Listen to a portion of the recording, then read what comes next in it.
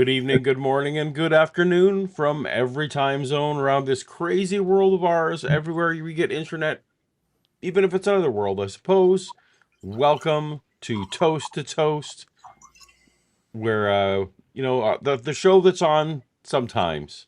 And tonight, I just want you to know that in case something terrible happens, we are having a hurricane where I live here in the east coast of Canada.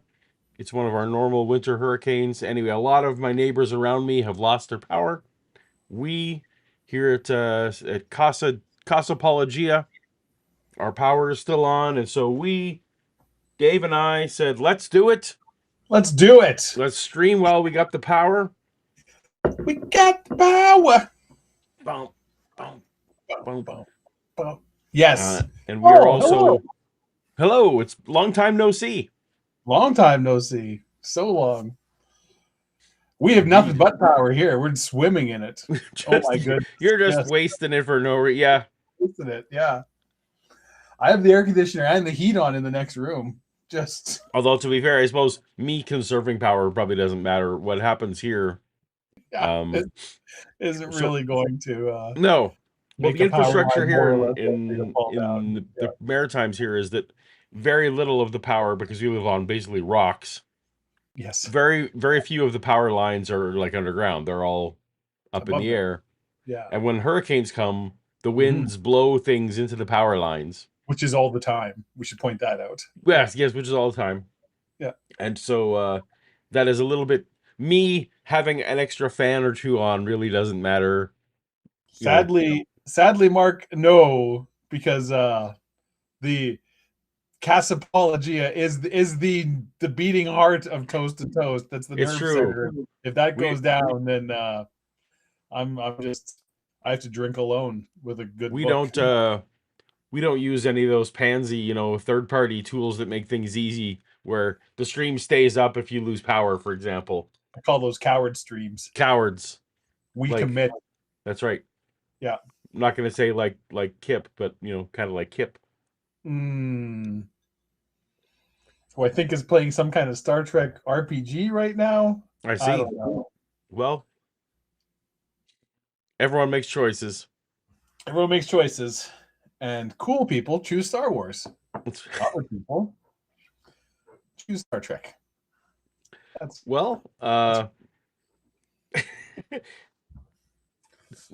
the holiday season, Dave. Yes, it is, Paul. Yep. Yes, it is. Yeah. You and we I briefly had hectic weeks. Indeed. Travel. Well, you and I were briefly in the same city. Briefly, we got a chance to see face to face. Indeed. Changed. Indeed, and but we're both back in our home cities and trying to catch up on work before the big Isaac Newton celebrations of next week. That's what they say. Yes. So Merry Newtonmas and Winter Solstice to all who celebrate. Merry Toastmas to all. Toastmas to all, and to all a good toast. To all a good toast. Which means, Paul, we get to check a spot off because tonight is bingo night, and we just had a drink. Oh, I see. It is bingo night, and I don't think I put the. Should put the link in chat so that our bingo link in the chat. Play bingo along with us. That sounds like paperwork, administrative work, as it were. Command and C, and then that's right. I can't be copying and pasting multiple links. Yeah, it's just the one link. But anyways, it stands. Fair enough. Well, there's a link to the bingo. Anyone who wants to play along with us. Yeah, we're not going to explain how it works. It's bingo. If you don't know, you will get a bingo card that looks something like this. Yep.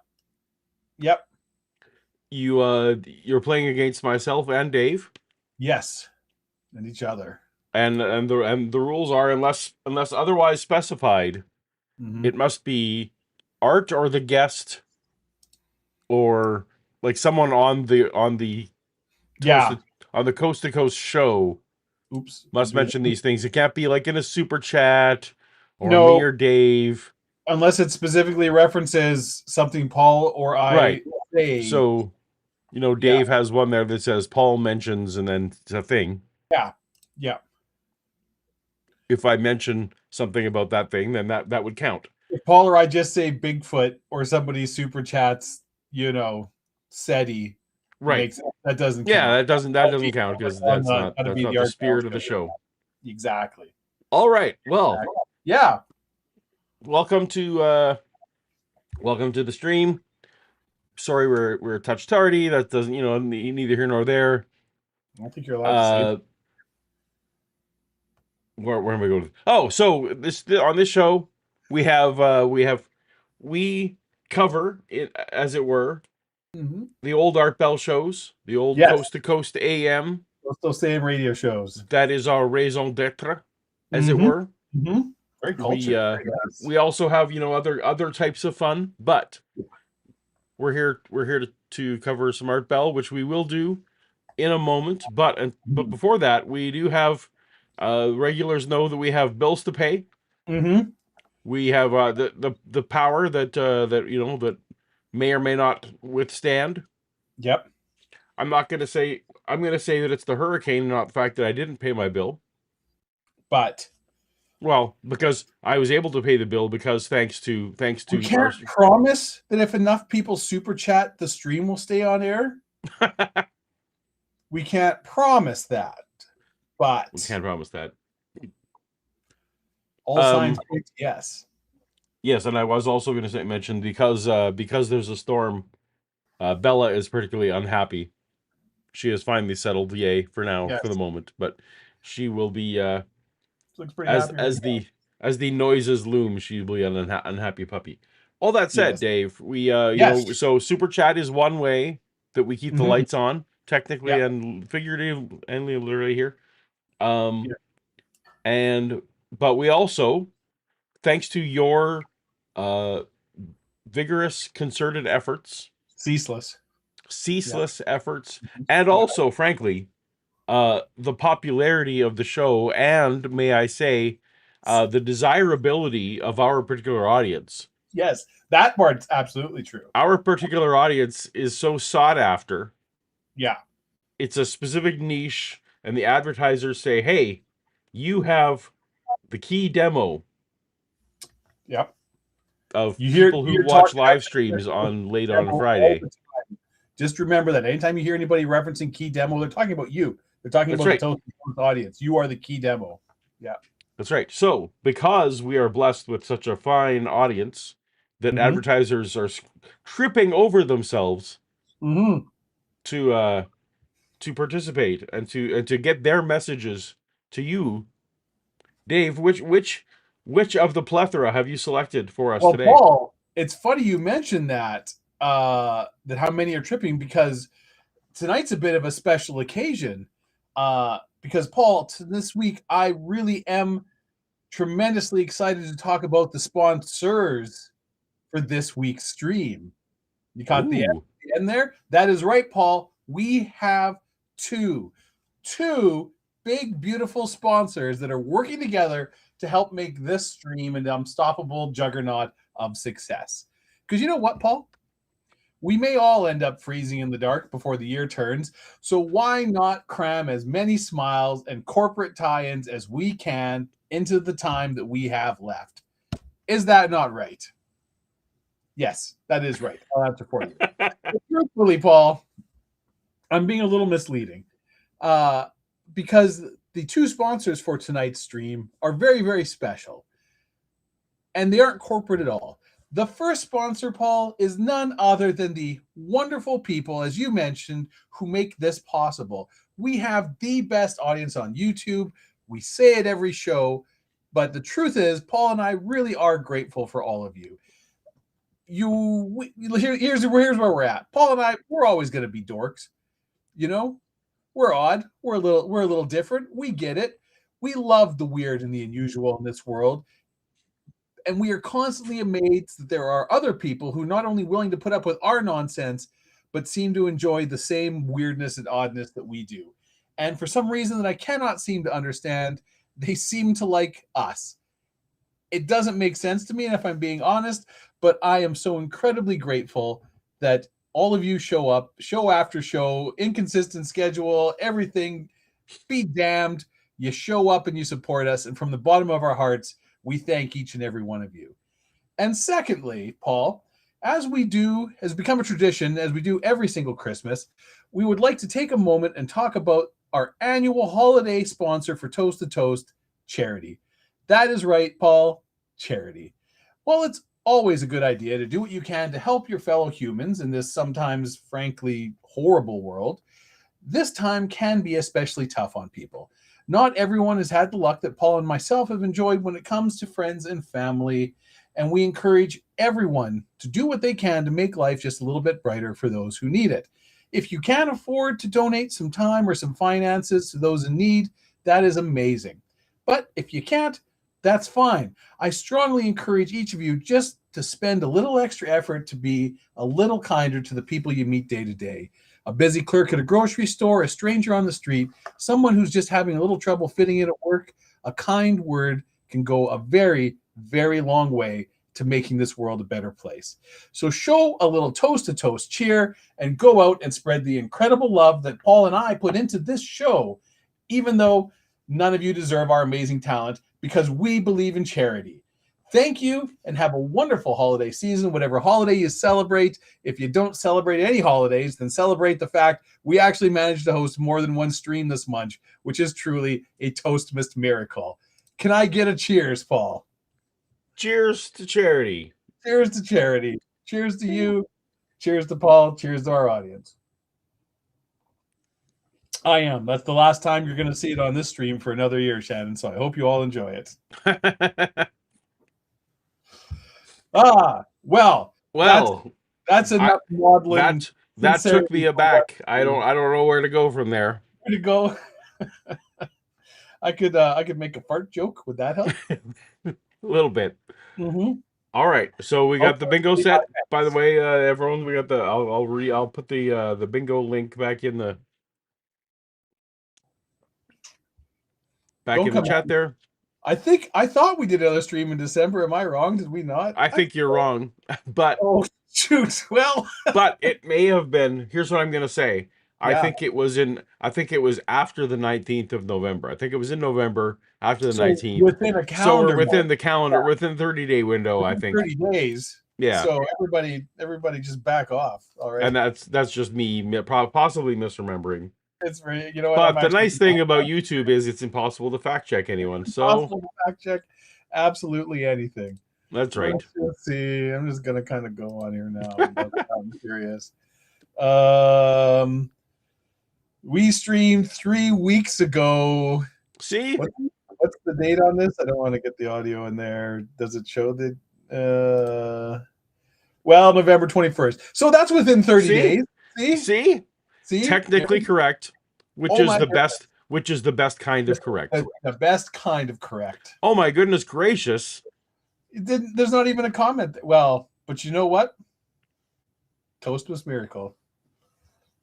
Thank you, Michael Mesros, for long time friend of the channel, moderator, in the chats, and one of the pillars of our community. General hype man. Mm-hmm. We appreciate you, Michael. We go. That deserves a cheers. Thank you so much for the generous super chat. There you go. Hey. Nice. Followed up with Mark Fernkov, equally adored and appreciated. Says, YouTube says Paulogia is my number 5 podcast of 2025. Nice. It had to be because of this show.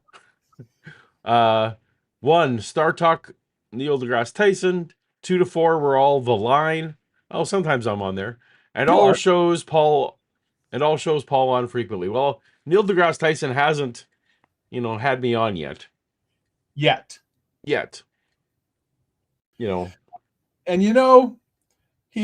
oh, wow. Okay. Well, frankly, I'm a little disappointed in that. So apparently I've been informed by a little bird that you could have been wearing reindeer ears right now as we're speaking, and you chose this. Yep. Wow. Okay. I don't, as you know, Dave, famously, I don't enjoy fun. That is true. Yep. So, We've talked about that in person more than once this calendar year. Yeah. Yeah. Do you really want to have fun, or are you just saying you want to have fun? Yeah, I'm just saying I want to have fun. I just understand that this is what's socially expected of me. Yeah. Yep. All right. Well, thank you so much for those super chats. We appreciate you. Somebody, I won't say the name. There's somebody asked me last weekend. They go, "Well, it's great to see Paul not working." And I said to him, like, I guarantee right now he's thinking about work. I'm wondering how quickly he can get back to work. And it's not personal. He loves us all and he wants to be here. But I know he's feeling guilty right now that That's right. At least part of me. Yeah. Yeah. Somewhere, somehow. Yeah. Mm-hmm. Well, pray for me. Okay, so Pray for Mojo. Yeah. Yeah. So tonight, Dave, I am actually, this is how I would apologize for it, but it's actually how I enjoy it best. I know virtually nothing about this Art Bell show that we are going to be heading into. I know very little. I know that he is a Canadian gentleman. Yep. That he has what is his name? Do we even Hutchison? Dr. Hutchison. Dr. Hutchison, for whom the Hutchison Effect, yes, is named for. Named by him, by the way. Just fun. Sure, he named his own effect, and that's fine. It's still. Let's be honest about that. Yeah. It is my understanding that he has made his own homemade Ark of the Covenant. That is what he is alleging in this. That part I haven't listened to it. That it has the same powers or even better powers than the original Ark of the Covenant, as depicted in Indiana Jones. I suspect how he's thinking of it, because I think traditionally the Old Testament narrative is less about. So in the Old Testament, the Ark of the Covenant, which contained various artifacts, specifically the Ten Commandments, right? The Ten Commandments. There was manna. There was Aaron's staff. There was several things in there. The main power that it had, as depicted in the Bible, is that if someone unworthy touched it, they would just die. Yeah, or even just saw it. I don't remember now. As I recall, my recollection of the Old Testament is that there was nothing about just merely seeing it, but that there was because they carried it. Yeah, because there was the special poles, and anyone could carry the poles. You didn't have to be worthy or unworthy. You could touch it, but if you touch the main, and so there's a few times where it slipped and people tried to steady it. Nope, they're dead. Anyway, but our guest, the Indiana Jones lore, looking into it unworthy, that caused you to die, and his artificial Ark of the Covenant can melt more National Socialists per minute than any naturally occurring arc at a fraction of the cost, Paul. Fraction of the cost. It's my understanding that it made metal either melt or turn transparent. Anyway, there's all kinds of fantastical claims that are potentially involved. We will see. It's a long one, my friend. It's a 2-hour. Yeah. Do you have the time code for the arc part? I have nothing. Okay. I just have the audio. Yeah. So here, I mean, we can feel free to, I guess, skip.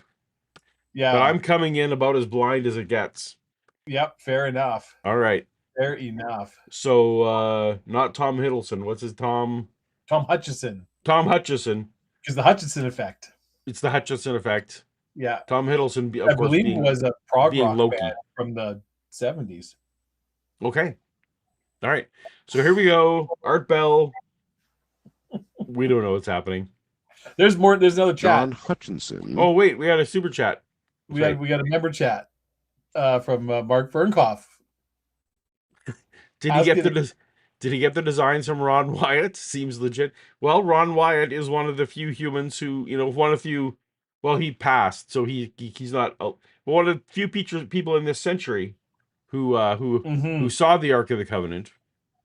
I assume you're vaguely familiar with the Ron Wyatt. I am not. I have no idea who Ron Wyatt is. I'm sorry. Ron Wyatt is an archaeologist, Dave. Not by trade, but by hobby. I was about to ask if he's accredited in any way. No. He's accredited with no one. He's a hobbyist. Yeah.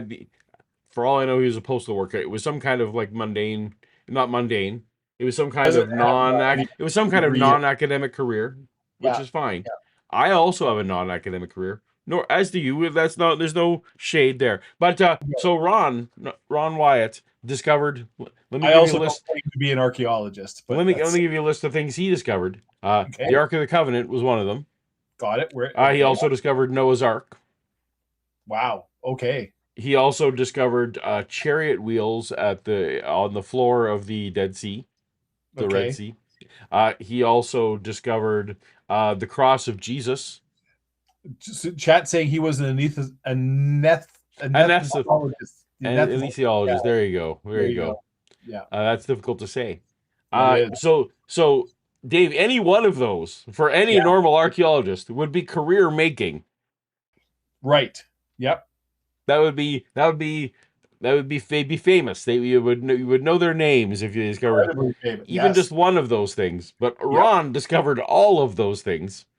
Oh, also also I believe the pillars of salt, where the Lot's wife, the pillar of salt, which was Lot's wife. Okay. Now, I'm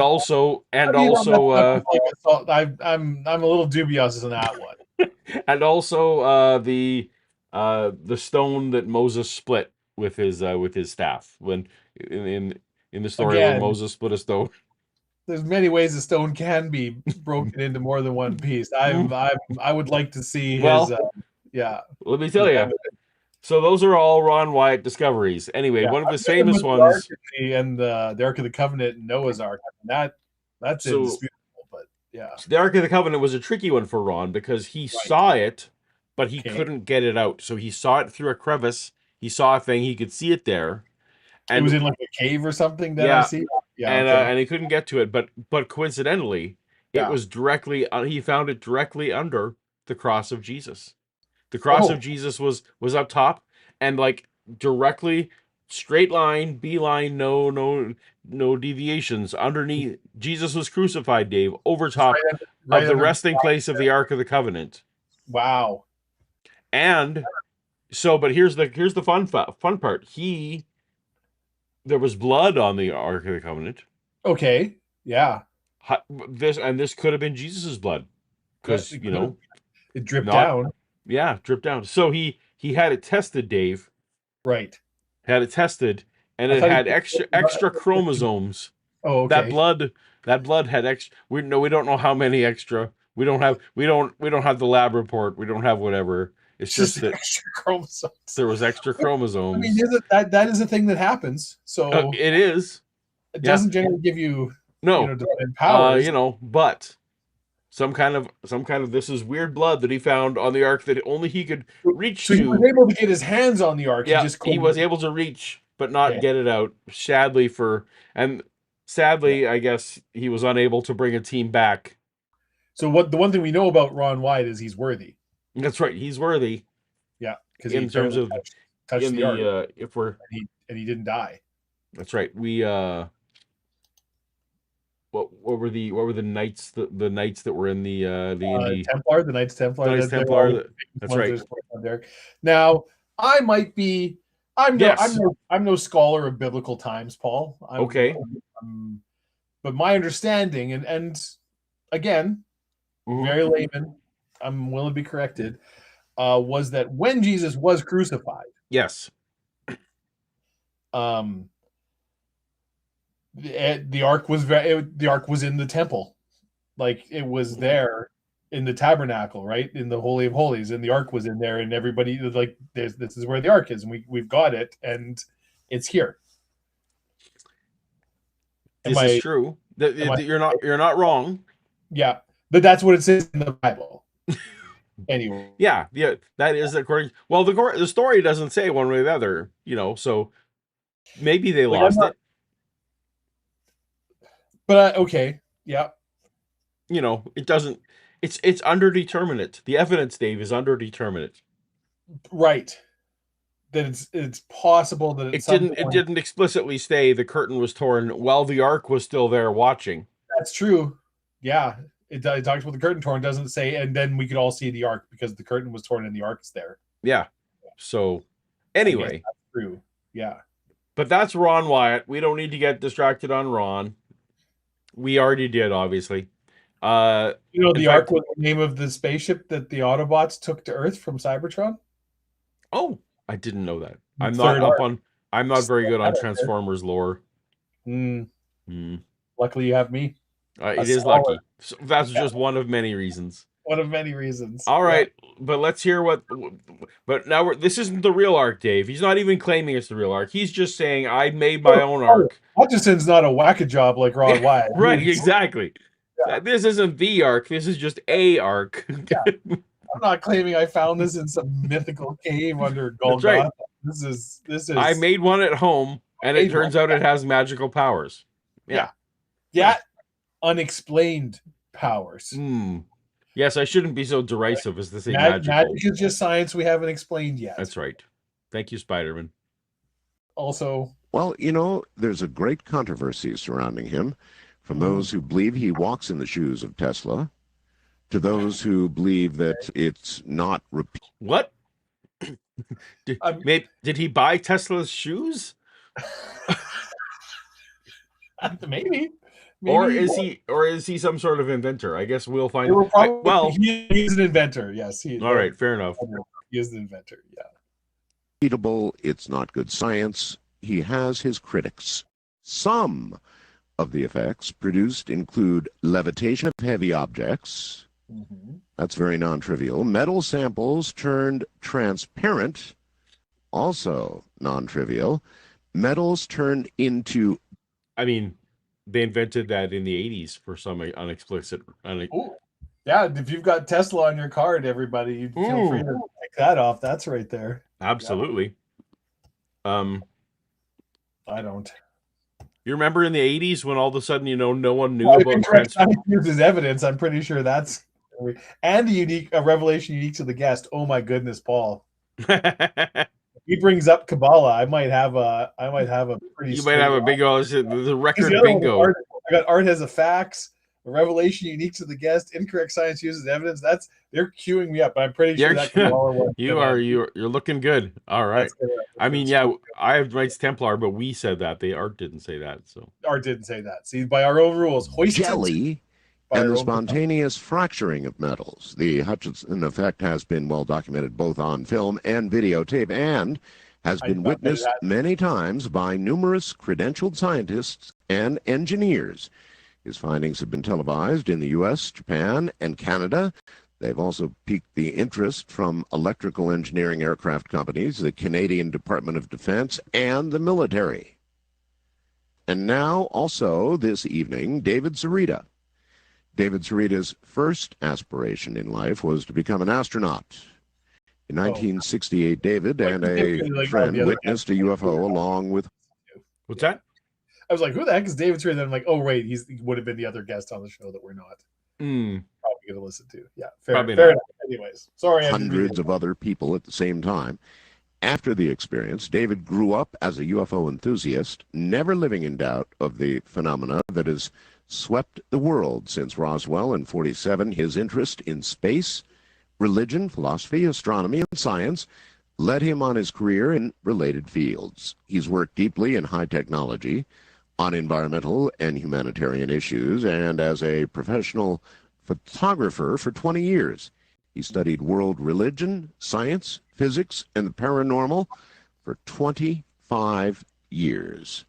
In a moment, John Hutchison and David Sereda. Stay right there. John Hutchison and David Sereda. John, welcome to the program. Thank you, Art. An honor. Tick it off. What's that? It's his UFO on the card. He talked about Oh, for sure. I have a terrible card tonight. I got none of these things on my card. number stations are something that almost for sure isn't going to come up. That's I wouldn't worry about it. Google it if you want to know. Were you able to hear the? It's getting extra noisy outside my window. I don't know if you can hear it. Oh no, I assumed that lightning was on the radio show. No. No. Oh my goodness, Paul, you must be in terrible danger. I know. That was not. It was not. It was a. That's weather event. That's why Bella's heads up. Have you? Good to hear your voice again. All that great music you play. All right, gentlemen. John, I think that I would like to begin. Art Bell DJ. Yep. Yeah. With you.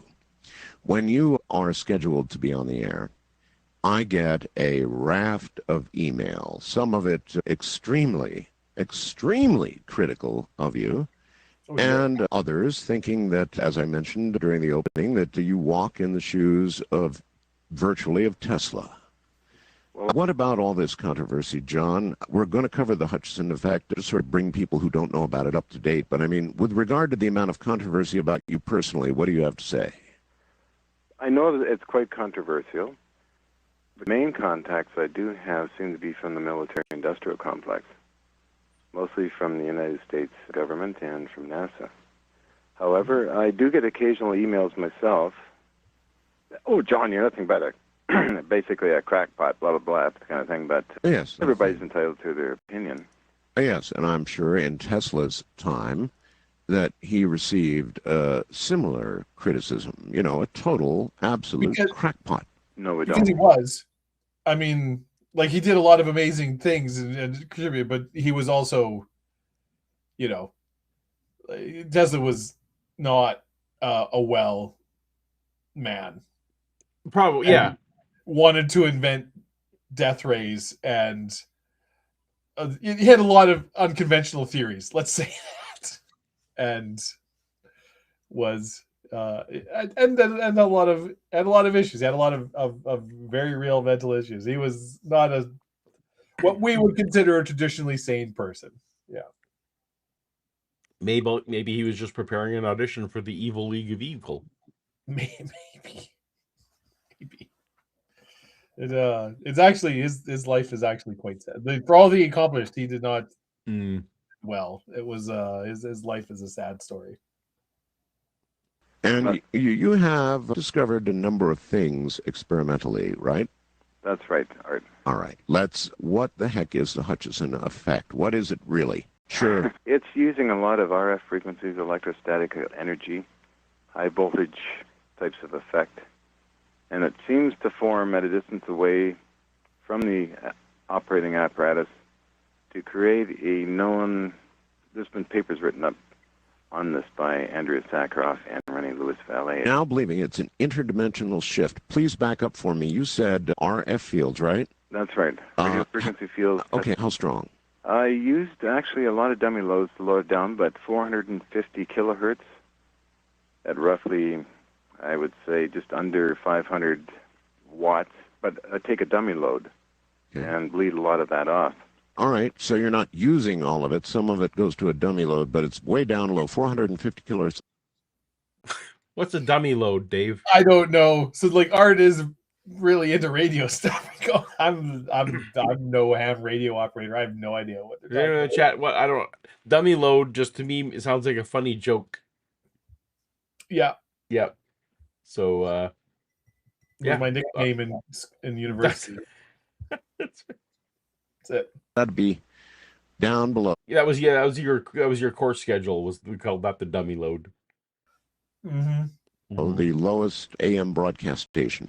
Yes, that, Art. And then I go up to about 1750, up to 14 megahertz. Then I go and work in the 20 centimeter wavelengths. Okay, so you have RF fields, and then you mentioned electrostatic as well, right? Oh, that's right. I run at about roughly 500,000 electron volts. 500,000? Mm-hmm. And that sort of bleeds off the main terminal head and collects onto round spheres. This energy is produced by a Van de Graaff generator with thing you kind of put your hand on, your hair stands up on end. That The famous Van de Graaff generator. You know what a Van de Graaff generator is, right? I don't actually. Nope. That's that, like, you've definitely seen them. It's like a pillar with like a metal sphere on top, or like you just sort of Okay. That's what, okay. It's like it just generates a ton of static. Sure, electricity. that I have seen. Yep. Yes, fair that's enough. a Van de Graaff generator. Okay. Yeah. It doesn't actually generate Van de Graaffs. Mm-mm. All right. Not that you can see. Hmm. that's right. This bleeds off and fills up all these spheres full of electrostatic energy. Are these RF fields static or rotating or what? I use RF modulation. RF modulation. Okay. Sawtooth, sometimes CW. Okay. What you're doing here is exactly what was described, or so. I do feel like conjecture stated as fact is already covered. I feel like. I mean, we could probably, yeah. Yeah. I think that's going to be safe. Very close to what was described in the Philadelphia experiment. Well, that's I don't know if we're currently yet at incorrect. I'll hold off on incorrect science used as evidence, but we'll see. Cool. been brought to my attention ever since I stumbled into this effect. They suggested I fine-tune the equipment that I get the exact things happening. You are. Yes. All right. Now, some of the things claimed, John, are that you disintegrated or made invisible metal. Scotty Orange, the bingo games are for pride. Yes. Yes. If your pride didn't increase, that's not up to you on the show. That's just up to your self-esteem. That's a situation, man. That's right. Paul and I both won bingo. That's right. And look how prideful we are. That being said, we're hopeful that Sorry, trivia sorry. will make a triumphant return. We are in the hopefully in the new year. I have some coding to do. Yeah. But the other people who make the trivia thing, they don't want us to do the trivia. Or if we do the trivia, they want us to like not stream it on our show, to do it on the. Yeah, it's weird. We have to agree to do it on some other thing. Yeah, and you can't pause it, and you can't. And it has to be 30. It has to be less than 30 minutes, and it's all just harsh and our mellow. Yeah, man. It's not what we do here. We do 4-hour streams of rambling. That's right. Incoherent rants. Yeah. See, this is what I was trying to get to. Remember how in the 80s when all of a sudden someone invented transparent aluminum? That's what I was thinking of. Yeah. Computer. It is. Dr. Lauren A. Kuhn, DSTI, the Director of Scientific Technical Intelligence, analyzed the tapes, and he found certain frames on the old Super 8mm film had transparent metal objects where you can see through them and see behind them. What the Navy allegedly was trying to do at the Philadelphia Naval Yards. They were trying, and for good reason, of course, our shipping was being sunk on a regular basis. So we had an extreme interest in making ships invisible. And I've had people technically describe to me what actually was done with the Philadelphia experiment. And it's virtually a version of what you just explained as the Hutchison effect. Now, how did you stumble into this, John? What were you working on that suddenly turned into something else? Well, Art, I've always had a fantastic interest in nature. I'm sorry, my stream deck button was not where I thought it was. Really, probably the Philadelphia effect, then, isn't it? Yeah, yes, that's right. Yeah. So Hutchison here he's a Canadian fellow. Is that what I'm? He's a Canadian fellow. All right, so fellow countryman. Yeah. We really should have one of those heritage minutes about him. Well, yes. Electronics. They didn't want to hide his work, Paul. If he invented levitation and transparent steel, that seems like kind of a big deal. Yeah. Feels like we should be learning about this guy in school. He's the reason we have hover cars now, Dave. Wow. That's completely different from what I was told before. Yeah.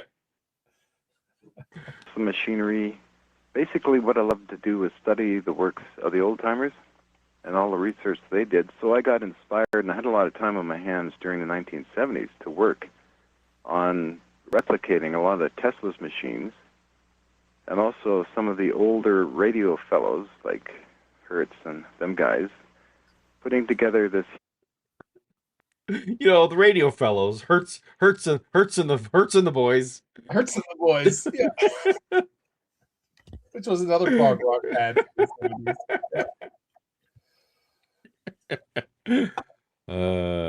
Huge conglomeration of high voltage equipment. So what I would do, basically, I'd turn out all the lights so I could actually watch all the corona effects and sparks coming from the different machines. But I mean, what were you trying to achieve? Was that? I mean, that would be cool. No, absolutely. You would be popular at parties if that was something you could, you know. Yeah. Or what did you think you would achieve? I mean, you're fooling around with a lot of RF and certainly a great deal of electrostatic charge. Well, Paul. Look who's come crawling back to the channel. Are you talking about the newest member? I am talking about the newest member. I knew you'd be here. Just can't stay away. Clippy.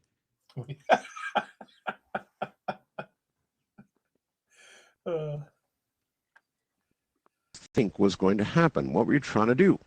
Well, darn, I was just having a lot of fun, and the effects started to happen, and I honestly didn't think anything of them. What was the first anomalous effect that you noted, John? It was a large chunk of bakelite, about an inch thick, roughly 8 by 6, which flipped over and hit a counter, made a large bang, and I turned on all the lights and thought, well, that's kind of interesting. Then later on, when the lights were on and the equipment running, I saw a piece of the metal flying across the room. I honestly didn't think anything, I didn't think it was important. I thought, well, maybe it's high tension electrostatics of some type. But then... What? So... What's that mean? Yes, okay. I don't know if anyone saw the latest Final Destination movie, or there's lots of movies where, like, when metal is flying around the room. I'm proud to say I've never seen a single Final Destination Yeah, movie. fair enough. Mm-hmm.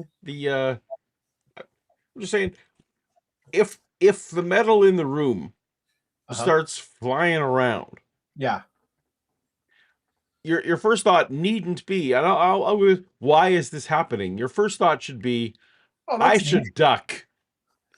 Okay. Yeah. Depends how fast it's flying around. Like maybe it's just like, woo. Well, that's floating. Come on, that's floating.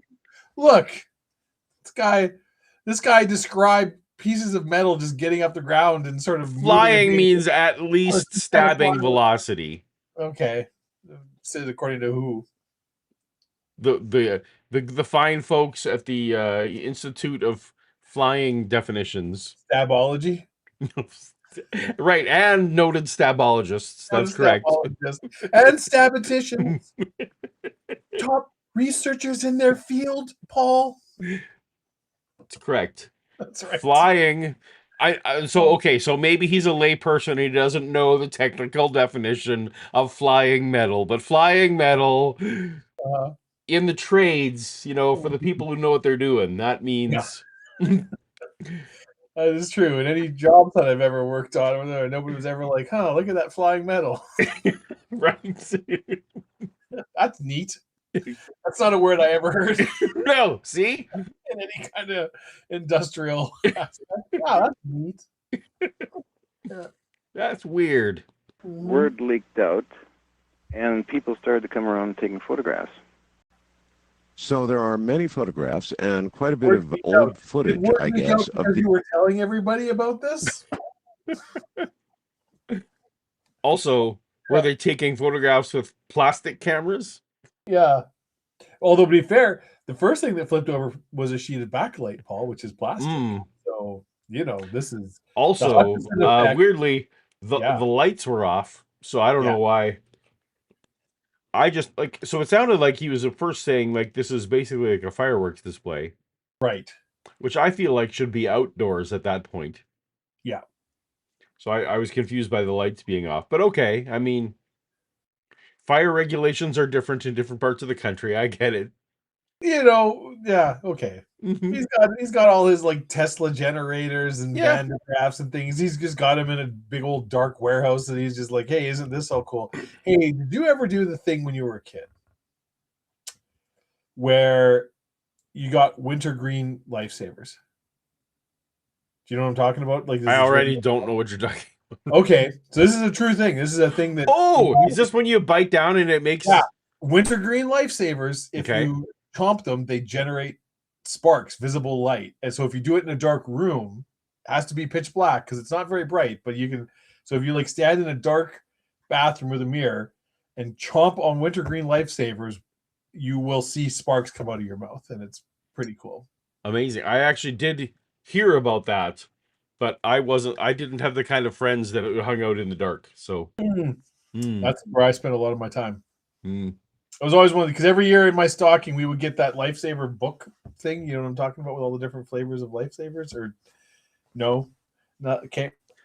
Anyways, No, back to so no. So I'm not. So I'm saying I 100% heard of this. It is just not in Yeah. my personal experience. So yeah, that was my sister and Yeah. I. Every year we would do. Yeah. It was a Christmas thing because every year we would get a lifesavers would put out this like Christmas book. So it was like a box shaped like a book and just had rows of lifesavers, but specific flavor ones that you normally someone can't posted one of those on my on my Facebook timeline. Said, "Does everyone remember getting this?" I'm like, "Yes, every year you got one of those little books of lifesavers." Absolutely, yeah. And so one of them was so Yeah.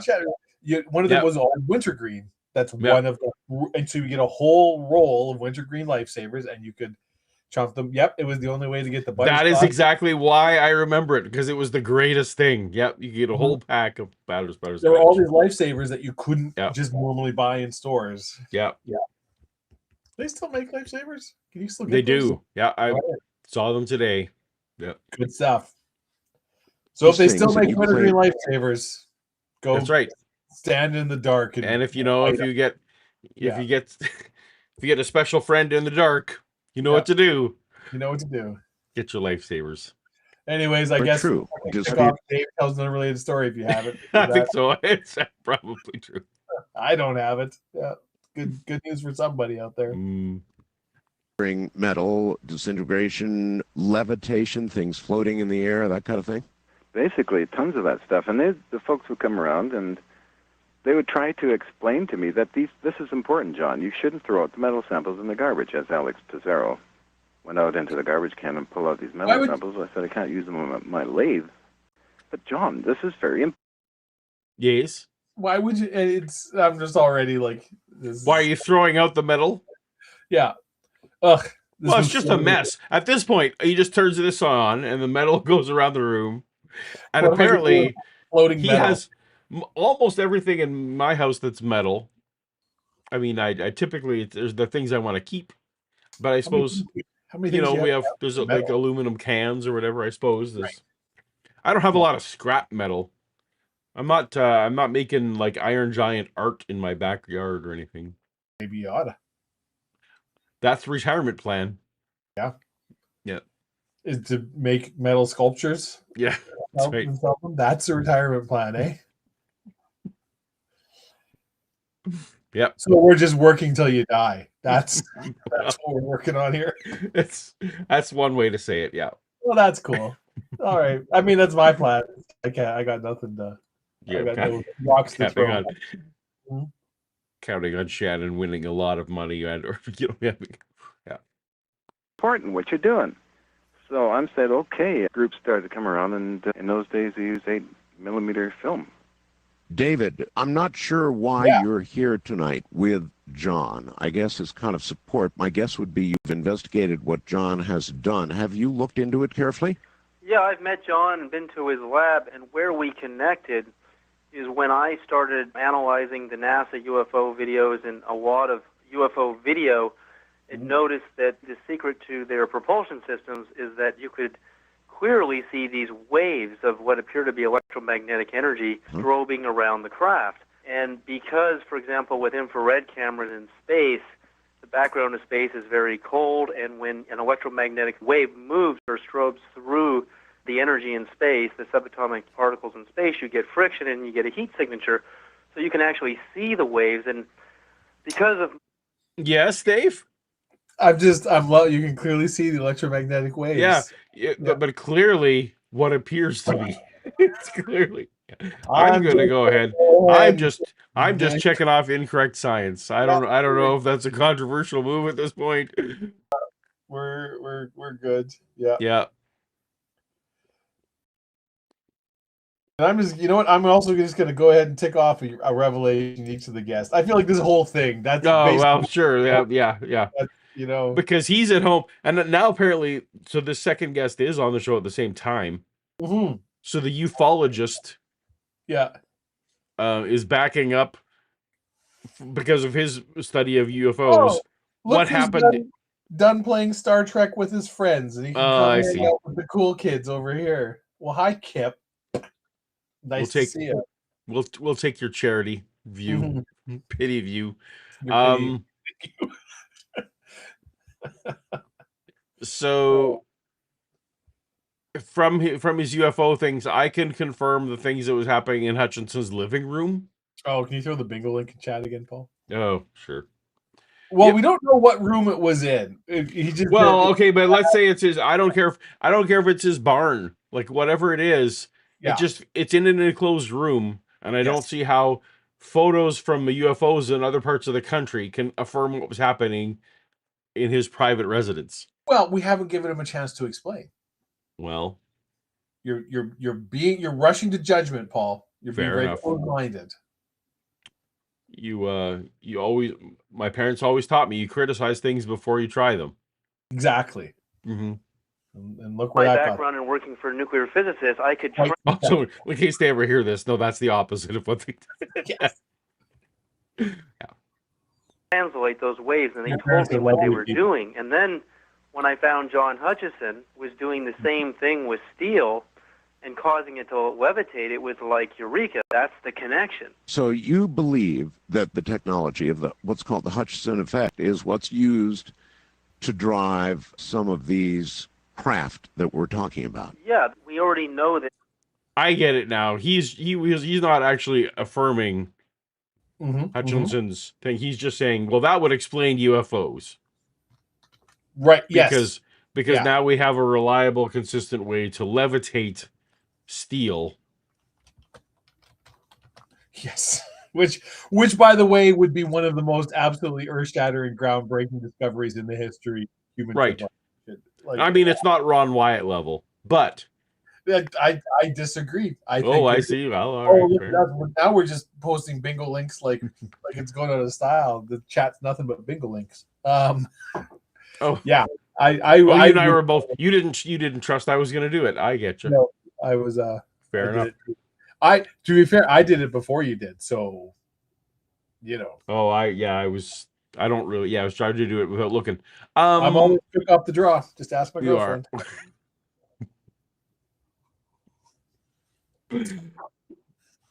You were saying? We have a member chat. We do have a member chat for some reason. Again, see our sponsor. So another year almost gone. Yeah. So long, 2025. Feels like it flew by. It was both a very long year and a very quick year. I don't know. Indeed, I would agree with that. What do you think of this? I need more to drink. I don't know if Shannon's still in chat. I would be curious in her thoughts on this. I read somewhere on the internet that as you age, time seems to move quicker, relatively speaking, because the brain prioritizes novelty. It's like falling into a rut and go. And the more familiar something is, the less likely you are to sort of like actually remember it or make note of it. And so as you get older and more of your life is just kind of like, yeah, I've seen this before. This is like, it's the same thing. This is what I expected. It moves on. Nothing really registers. So when you sort of like think back, it's like, oh, well, it feels like it was Christmas like just yesterday when it's been a whole year. Because, yeah, you were just working, your family was doing things. It's all the same stuff you've seen 30 times before, like every year is more or less kind of like the same before, and there aren't that many groundbreaking things. And so that's why as you get older, it seems like time goes faster and faster, which makes sense to me, but I don't know if there's any actual science to back that up. Your thoughts, Paul? Well, I did actually see a similar thing this year, or recently, not this year, but it was positing that we feel that effect because the percentage of our life that a year is continually goes down. Yeah. Again, I have no idea what the scientific grounding per se was, but it was just saying relative to what we've experienced, a year keeps getting less and less significant as we go.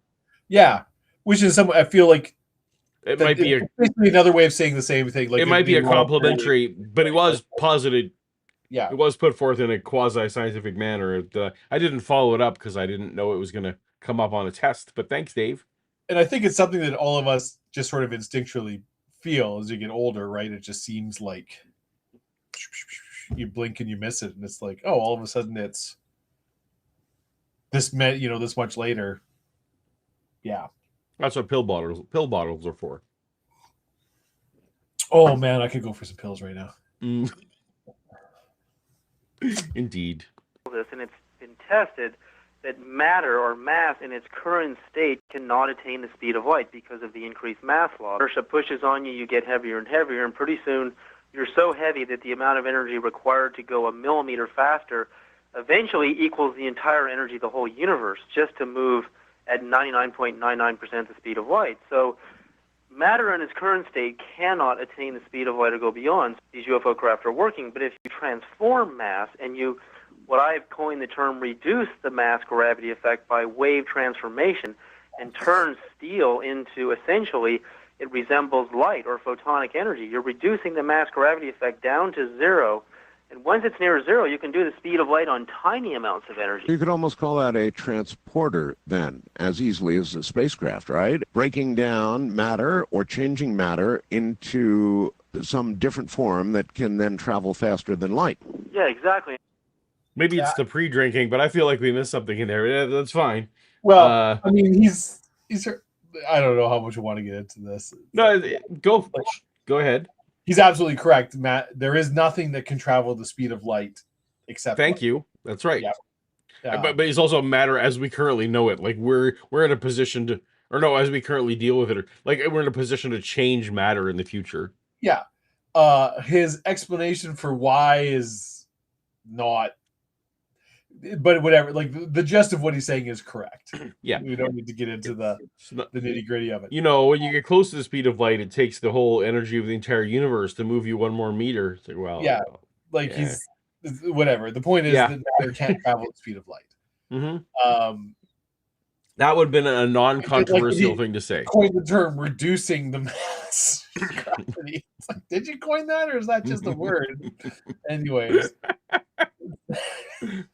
But I also like that he said he was clear, and he's not like you could allow matter to travel at the speed of light. He never said anything about traveling past the speed of light. Yes. I'd be curious to see where aliens somehow you have to, because by our current understanding of the theory of relativity,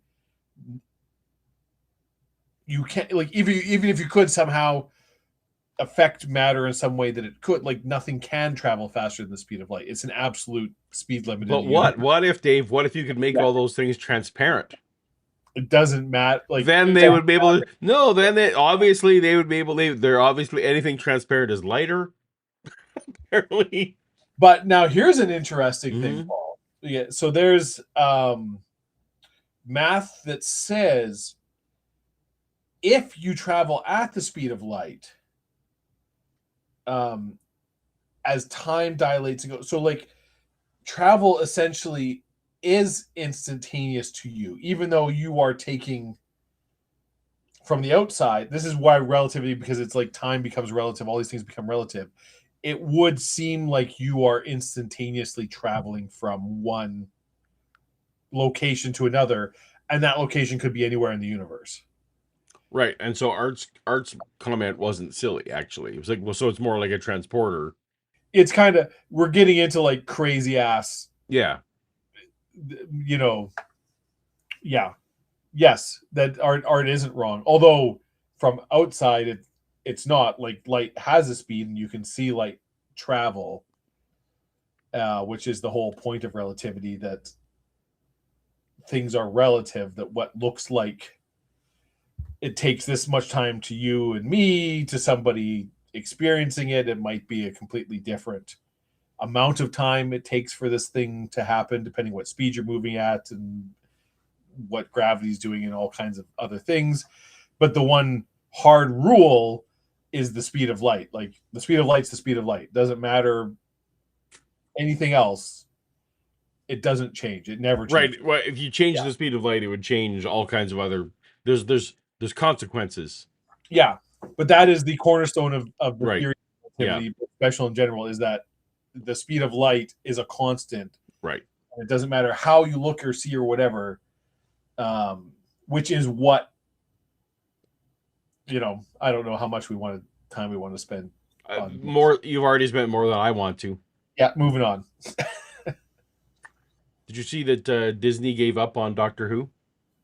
Yeah, I did see that. Yes, that was a not surprising, and like, all of that was a disaster. You made me think of the word mavity while you were talking about gravity, and then it made me think of it. Anyway. Yeah, see there, Scotty, I'm sure knows it much better than I. He's an actual physicist. I'm just somebody who enjoys reading about physics, but I'm not a trained physicist. Yeah.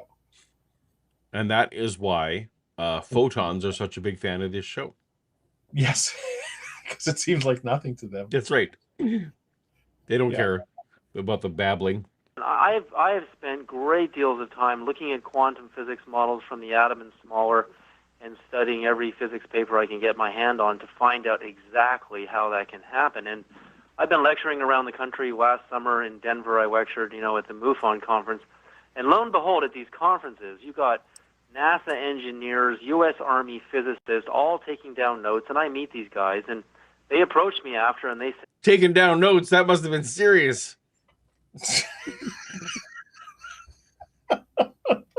Whoa. Holy crap, Dave. Scientists are taking down notes. Will you write us a full, detailed physics paper on your theory and how these craft are reducing their mass gravity effect? And I wrote that paper, and I actually sent John Hutchison a copy, and after he read it, he said, well, we got to go on the show together with Art Bell, because there's a connection here. And so that's how all of this transpired. You just happened to send a copy of this theory to John. Yes, John? Yes, right. It's a good paper. It's a well-written presentation. All right. John, does his theory conform to... I assume, Dave, that you've probably looked these up in the literature and can vouch for the peer-reviewed publication of these notions that they've got. These must be well cited. Can I say yes? Sure, go ahead. Yeah. There's no follow-up questions. Yeah, there's no follow-up questions. I assume they are frequently cited by other physicists. Mm-hmm. Yep. Mm-hmm. Yep. Absolutely. What it is you've observed in the respected journals. In the effect. Oh, you heard him talk about he was taking notes. No, so scientists were listening to him, and they were so impressed that they took notes. They took notes as it happened. As it happens, they weren't just playing hangman or something to pass the time. Yeah. Yeah. It's really close. This is the era before smartphones and stuff, so people couldn't just play Baldur's Gate or something while they were waiting. Is that a game? You couldn't just record it, right? Like you couldn't just. I suppose that I was thinking you couldn't use the phone to distract you in a way that looked like you were paying attention.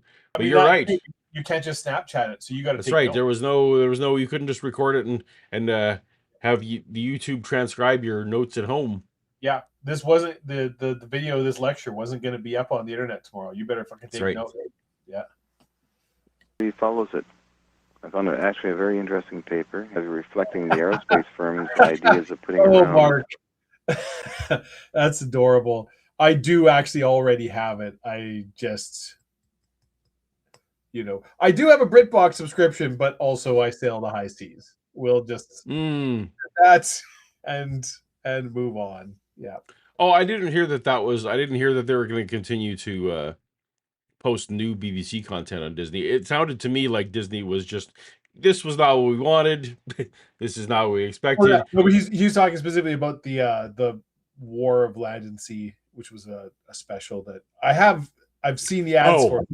I thought you were talking about the upcoming special that's supposed to be like in a couple weeks. Conclusion. Yes. But isn't there one upcoming? Yes, there is. Yeah. I thought that's what he meant. Pardon me. My understanding, and Mark can correct me if I'm wrong, is that the upcoming is going to like finish the story that was started in the Land Between War and Sea. Oh, okay. So it's kind of like this. Some story things were introduced, and now they're going to be ended. Gotcha. And, hopefully, they do good, and it isn't a goddamn Sutek disaster again. Because toroidal shape around the lab. They had ideas that they could focus the energy, and like I'm very visual when it comes to this kind of thing. Mm-hmm. And while reading the document. This is where I was mistaken. I thought it was this Christmas they were still doing one. Okay, it's a whole year. Fair enough. Documentation. I was reflecting back. I always seem to do that at different times in history, where McDonnell Douglas Aerospace had ideas of getting major funding and putting the lab into a environment with a large toroid around it. Doing what? What do you think? Well, the main thing with the lab there, Art, is that I can turn everything on. The effects seem to happen up to 300 feet away. All right, let's back up a little bit. Remember I mentioned super controversy at lost the beginning right of the program. What's that? I'm super lost what he's talking about, but well, I'll try. I'll do my level best. We'll follow up. He's got a toroid, but it also sounds like Art's also like, what's happening? Yeah. Now? So he was able to. It sounded like in his, so obviously it's not in his apartment. He was saying we got it in the lab, and it's up to 300 feet away. Was where how far you can notice the whatever his effect is called. I need to just bring up his name on my screen because I will never remember his name. Part of the controversy Hutchison. is that many times this effect seemingly cannot be reproduced on simple demand each and every time. Science loves things that can be repeated and demonstrated and proven, and sometimes it does love those things. The Hutchison effect simply does not occur. It's not something you can switch on. It usually takes roughly about an hour, half hour for it to warm up. Yes, but all of this taken into account, John, there are some... Yeah, things that, things that take an hour to warm up are still reproducible. Yes, there's many things in the world that, yeah. Reproducible doesn't mean on demand. It just means that you can follow a recipe. This machine takes half an hour. Get the fuck out of here, you charlatan. You can't reproduce sourdough bread, man, because you can't just make that in an instant.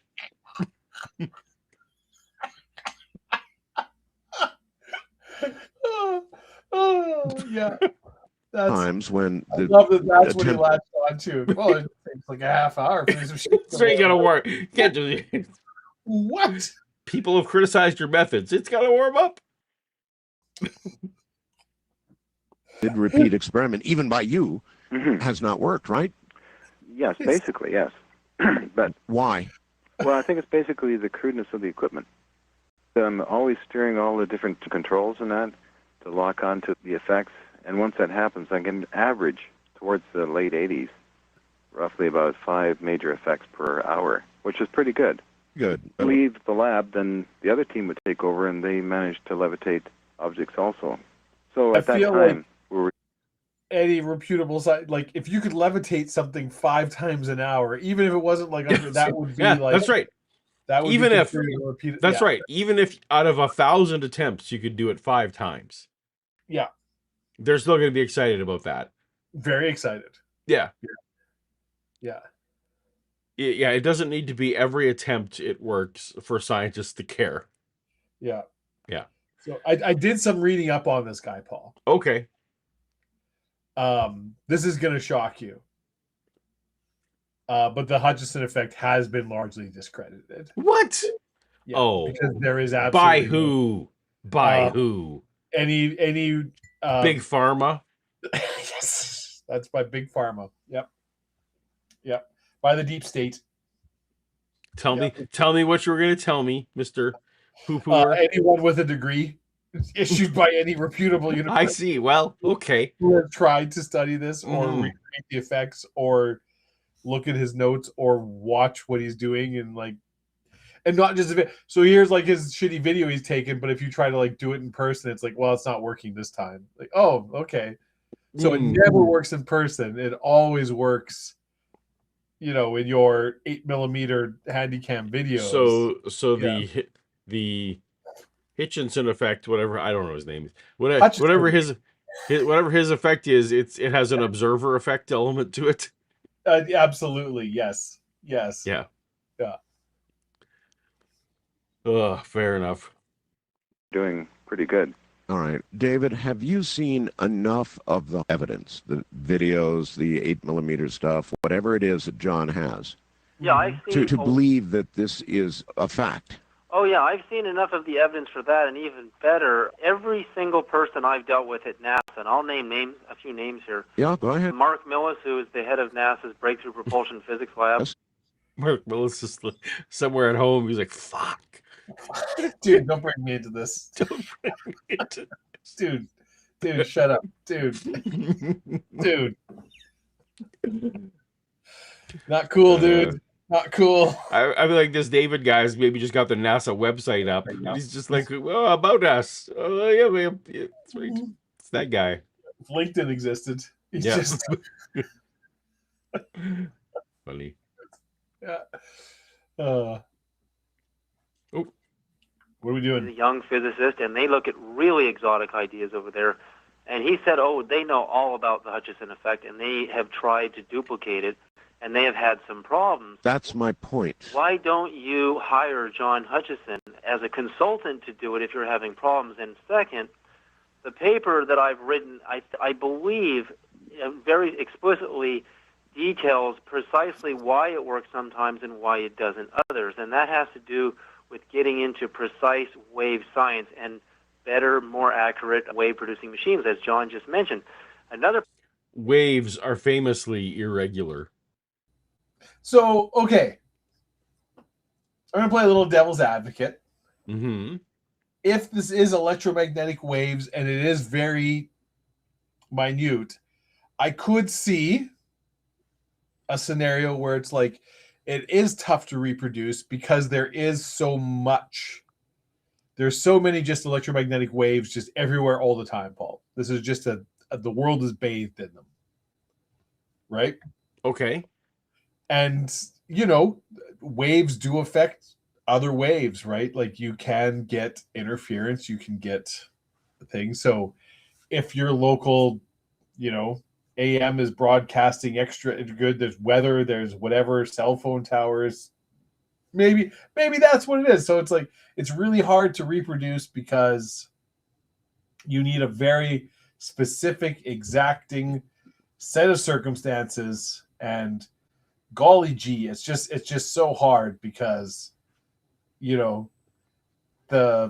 AM radio is broadcasting. So it's so this is just a form of interference. You're kind of saying, I guess. It's a form of interference, right? If he's talking about frequencies that are, within right the spectrum that people But use. so theoretically, you build this in the middle of the desert where there's fewer, or in the North Pole or whatever, right? Where there's build it on the dark side of the moon, something like that. Gotcha. Okay. All right.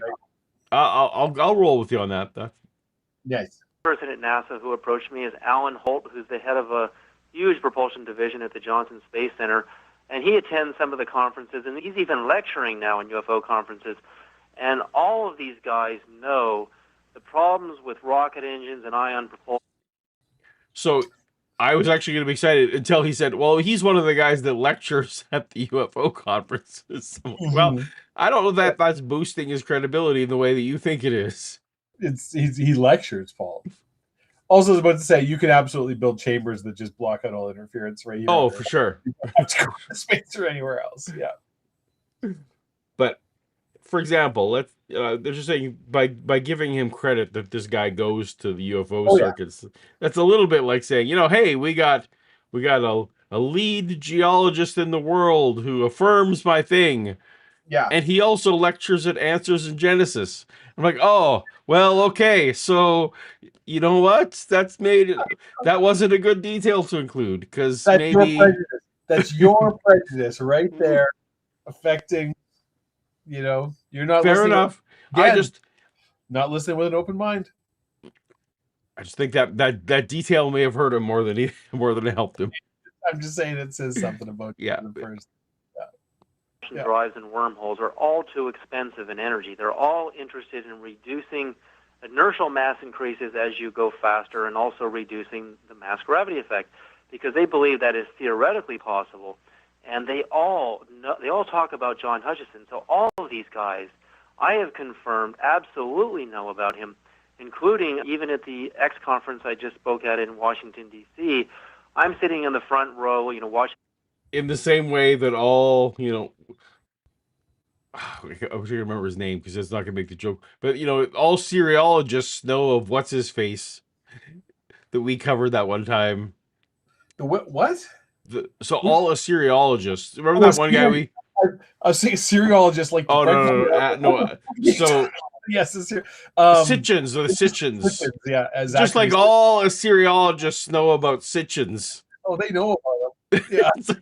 In the same way, that doesn't mean that, everyone in NASA knows about this dumbass. Doesn't mean... Yeah. He's just the butt of jokes in the group chat. Maybe that's all that's happening. Yeah. Yeah. Jaime Maussan's presentation from Mexico, which was really astounding. Yes. And sitting next to me is an elderly gentleman. He's taking notes. He's very serious, and I'm talking to him all in the physics language about wave transforming mass. And he's chuckling to himself, and I said, so what do you do? He said, I work for the U.S. Army. I'm a physicist. And I said, what are you doing at a UFO conference? And these guys are there. They're sitting in the aisles, and they go back to work, and they all end up finding out. Yes. I don't know why. I just remembered that Dr. Josh had to come on and react. Yeah, we had Megan and Josh on. We just ambushed him with that. Yeah. By the way, we're doing this. Yeah. Oh, thanks. Yeah, we've definitely heard of him. Thanks a lot for... Yeah. Although I think we only listened to like 5 minutes of the show. Well, that's like as we do. As we do. Talked about the Hutchison Effect. Effect. You thought we were taking him seriously. Oh no, no, that's not what we do here. No. Yeah. Not answer our friend in Chicago's question. I mean, I've got it right, don't I? Absolutely. I mean, I've seen the waves themselves on the NASA UFOs, the UFOs over Venice Beach, California, even in the new film on the Phoenix Lights. One of the young boys who was an eyewitness saw in the triangle formation, which was estimated at a mile wide, 5,000 some odd feet, they saw waves. And through the waves, you could see this translucent mass, same translucent mass that Hutchison is talking about in the Hutchison Effect. And what happens when you reduce the mass gravity effect by wave transforming mass, it eventually becomes translucent, then it turns to light. Oh, gosh.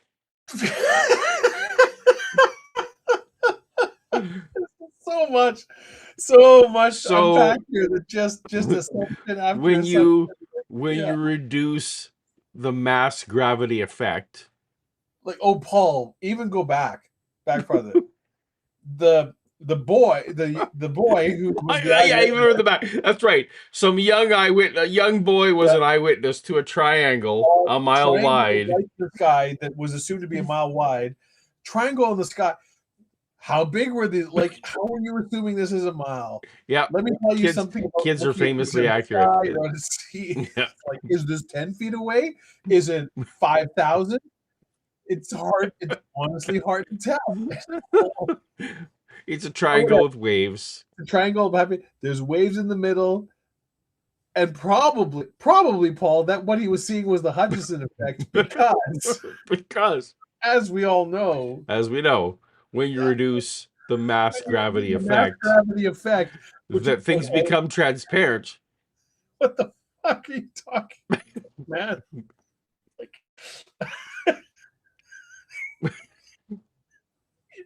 The mass gravity effect. What?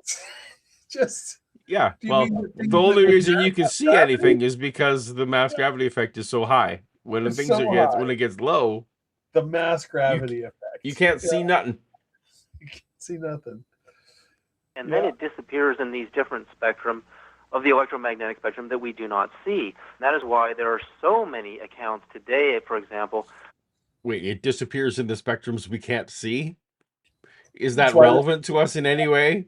I really want to know what were there's so many accounts of Paul. I also, when did he build this Ark of the Covenant? Why are we? Of these home digital cameras where people are taking photos on their vacations and they download the photos and there's UFOs in them they couldn't see. Right. So also The evidence that they're there, Dave, is that you can't see them. It's how you know that they're there. Yeah. How you know? Oh, so now what's my about goodness. to get really hot with the Hutchison Effect is that we've now got a program in place. I'm working with I'm sorry, on Hacker, but to burst your bubble, but we're talking about pre-internet nonsense now. Yeah, what we're listening to right now predates YouTube by 15 Yeah, years. this is AM radio. Yeah, this is AM radio. There's unfortunately shenanigans or What was the date of this guy? I can't remember. I looked I feel like it was the 90s. It was like 97 or something, wasn't it? that they invented lying. No. Oh, That was done by Ricky Gervais in like 2004 or something like that.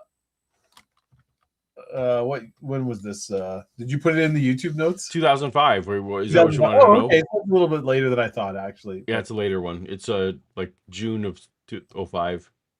That's pretty. When did YouTube come out? So that actually might be 2015. Was that YouTube's only 2015? Oh man, Yeah. for some reason I felt it was way older than that. Fair enough.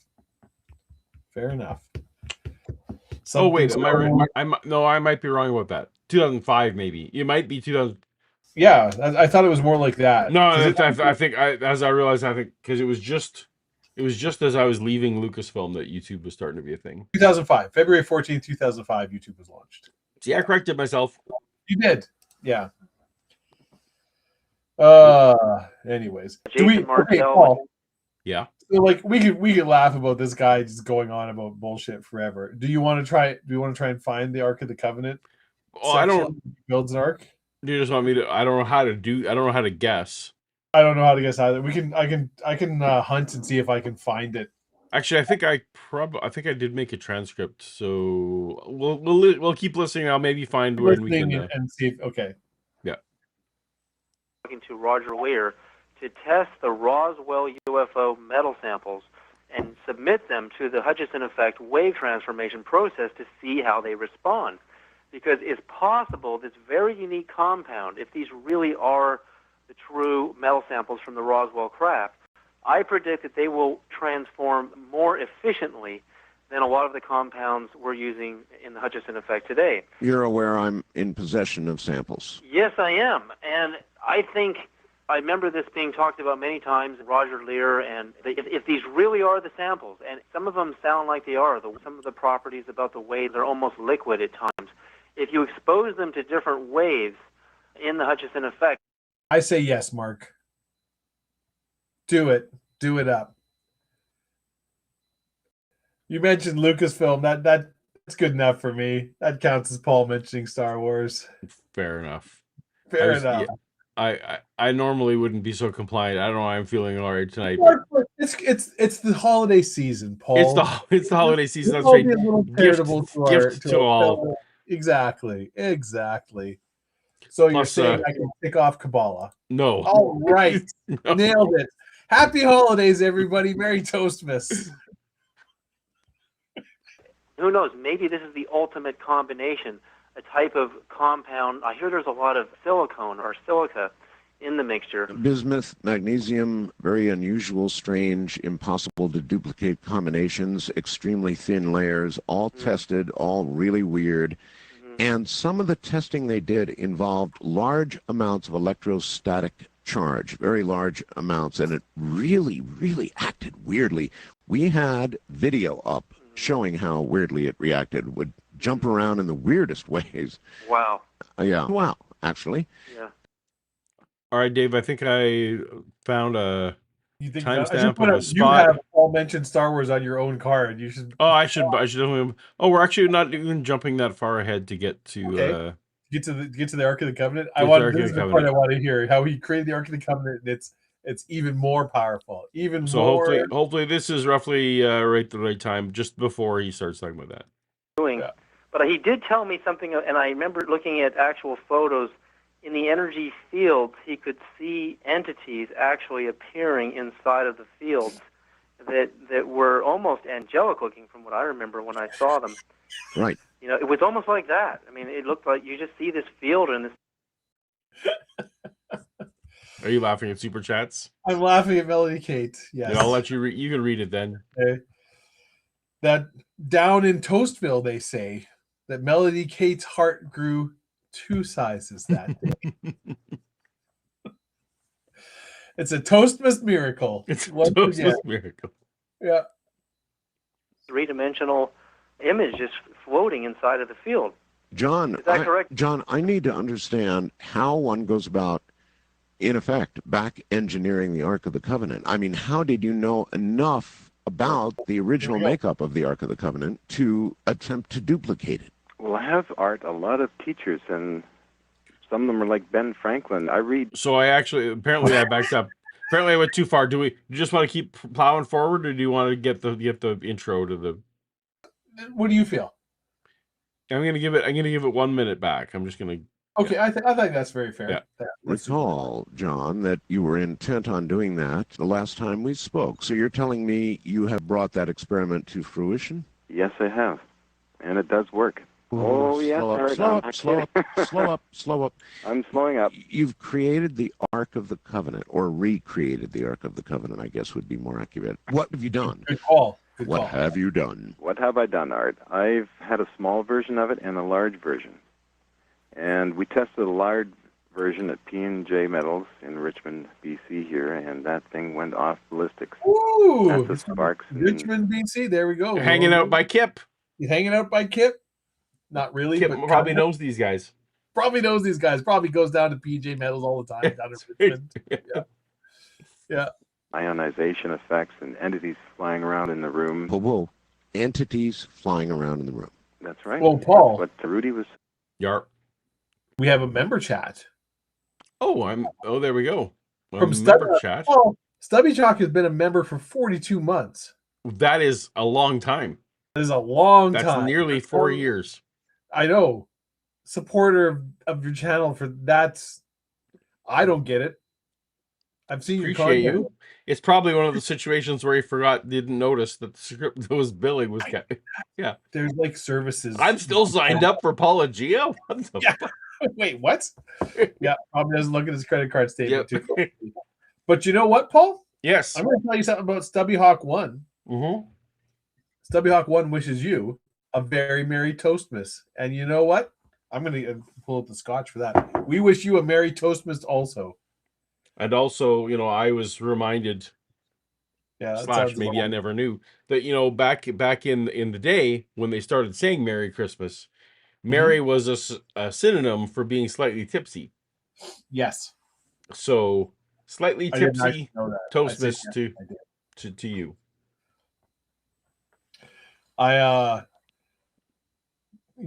So for years and years, I laugh whenever I hear Merry Christmas. Have you ever played the game Balderdash, Paul?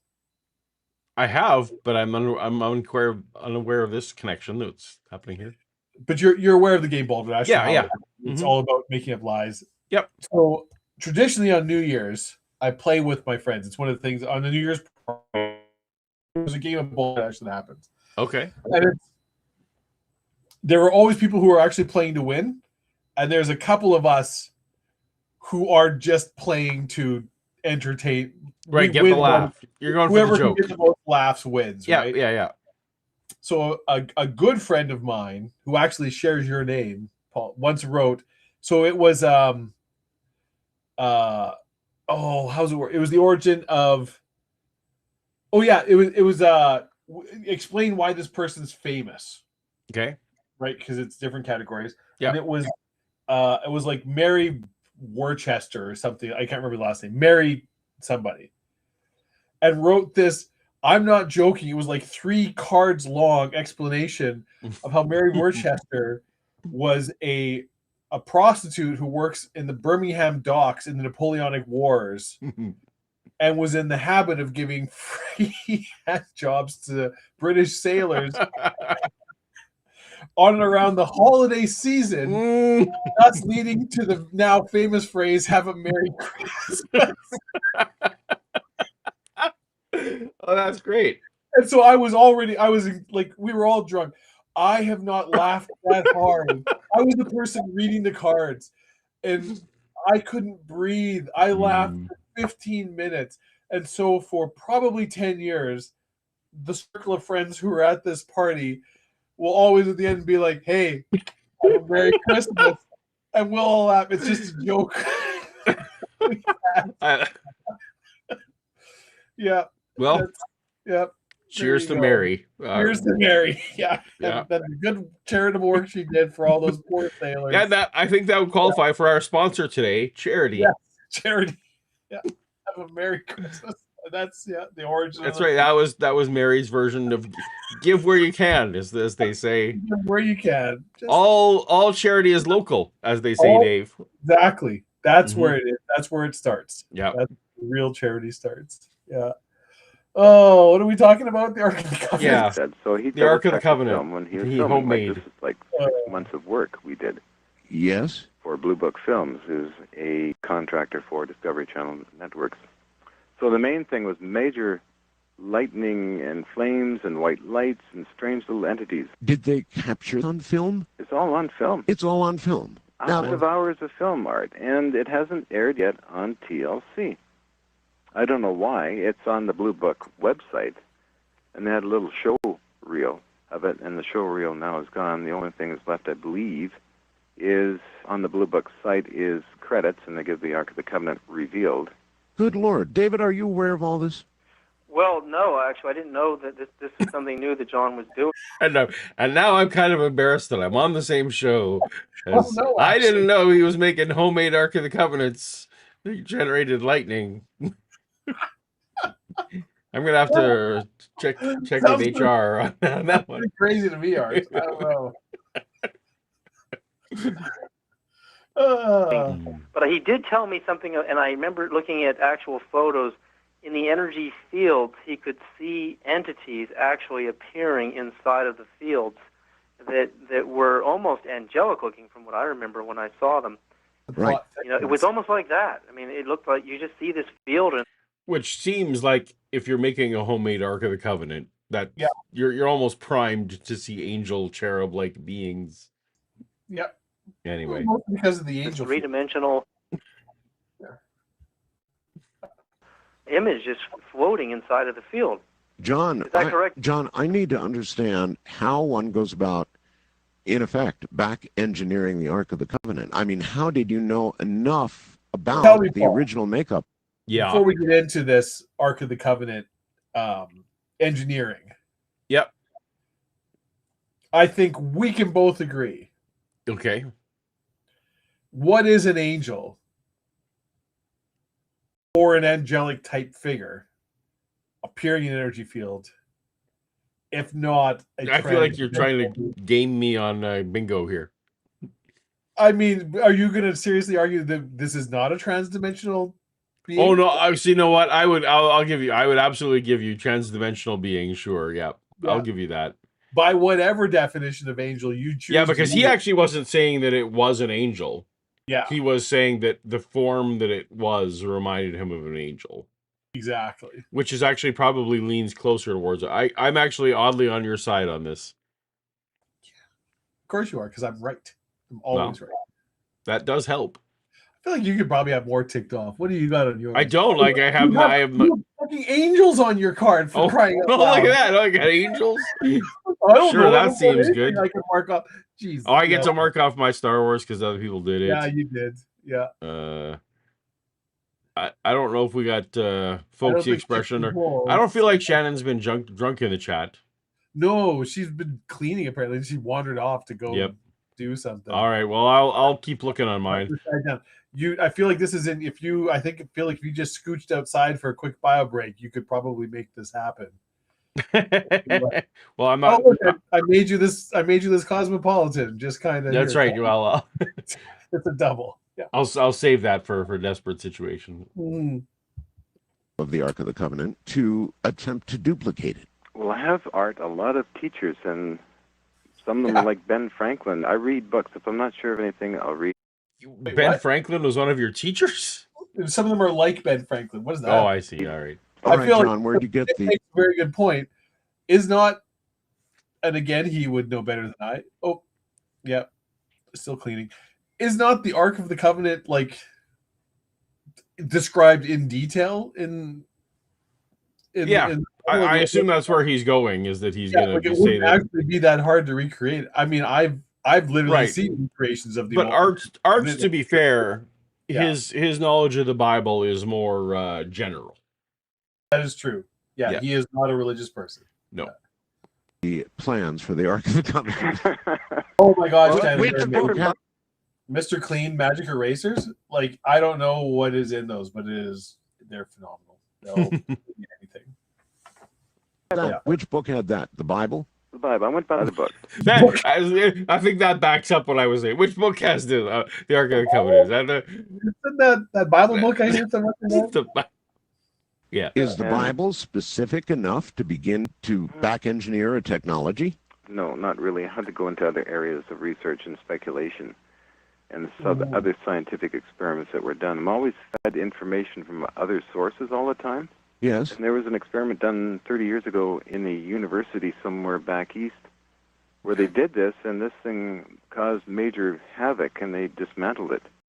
So I went on the premise that... Well-documented incident in one of those universities somewhere back east. You know. Oh. Like... remember that super specific thing that everyone heard about that happened in whatever city that was? Yeah. Oh, yeah. Yeah.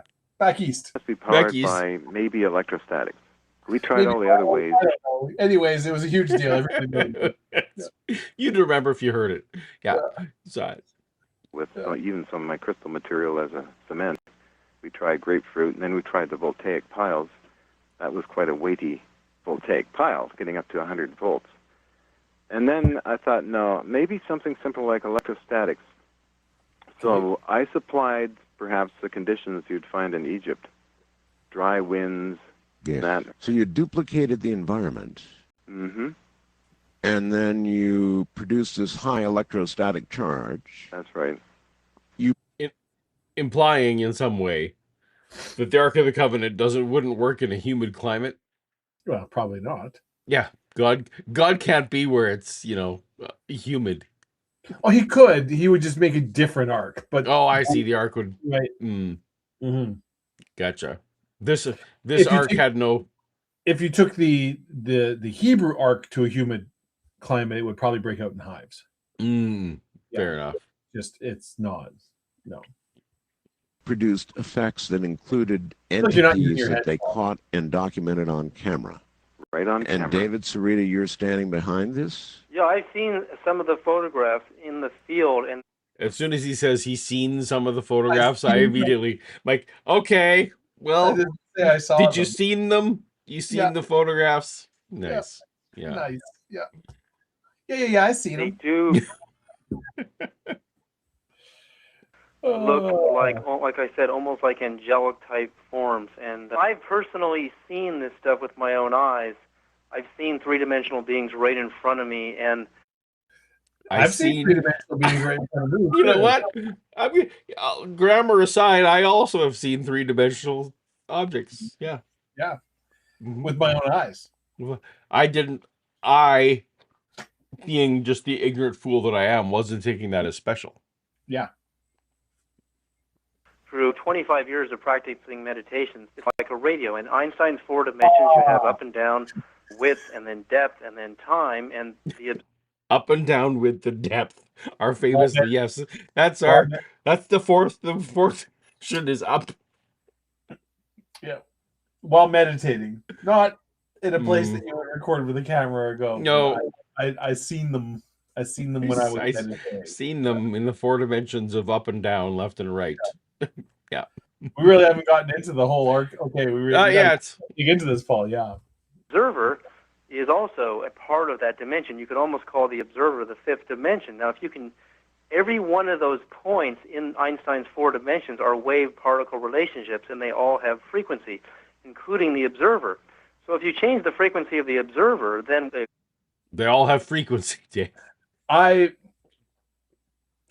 am not a trained physicist. I don't know if Scotty Orange is still in chat. I don't know if Scotty would like to weigh in on this, but I feel like that is not what Einstein said, and that is not what? That they're not all waveforms with frequencies, including the observer.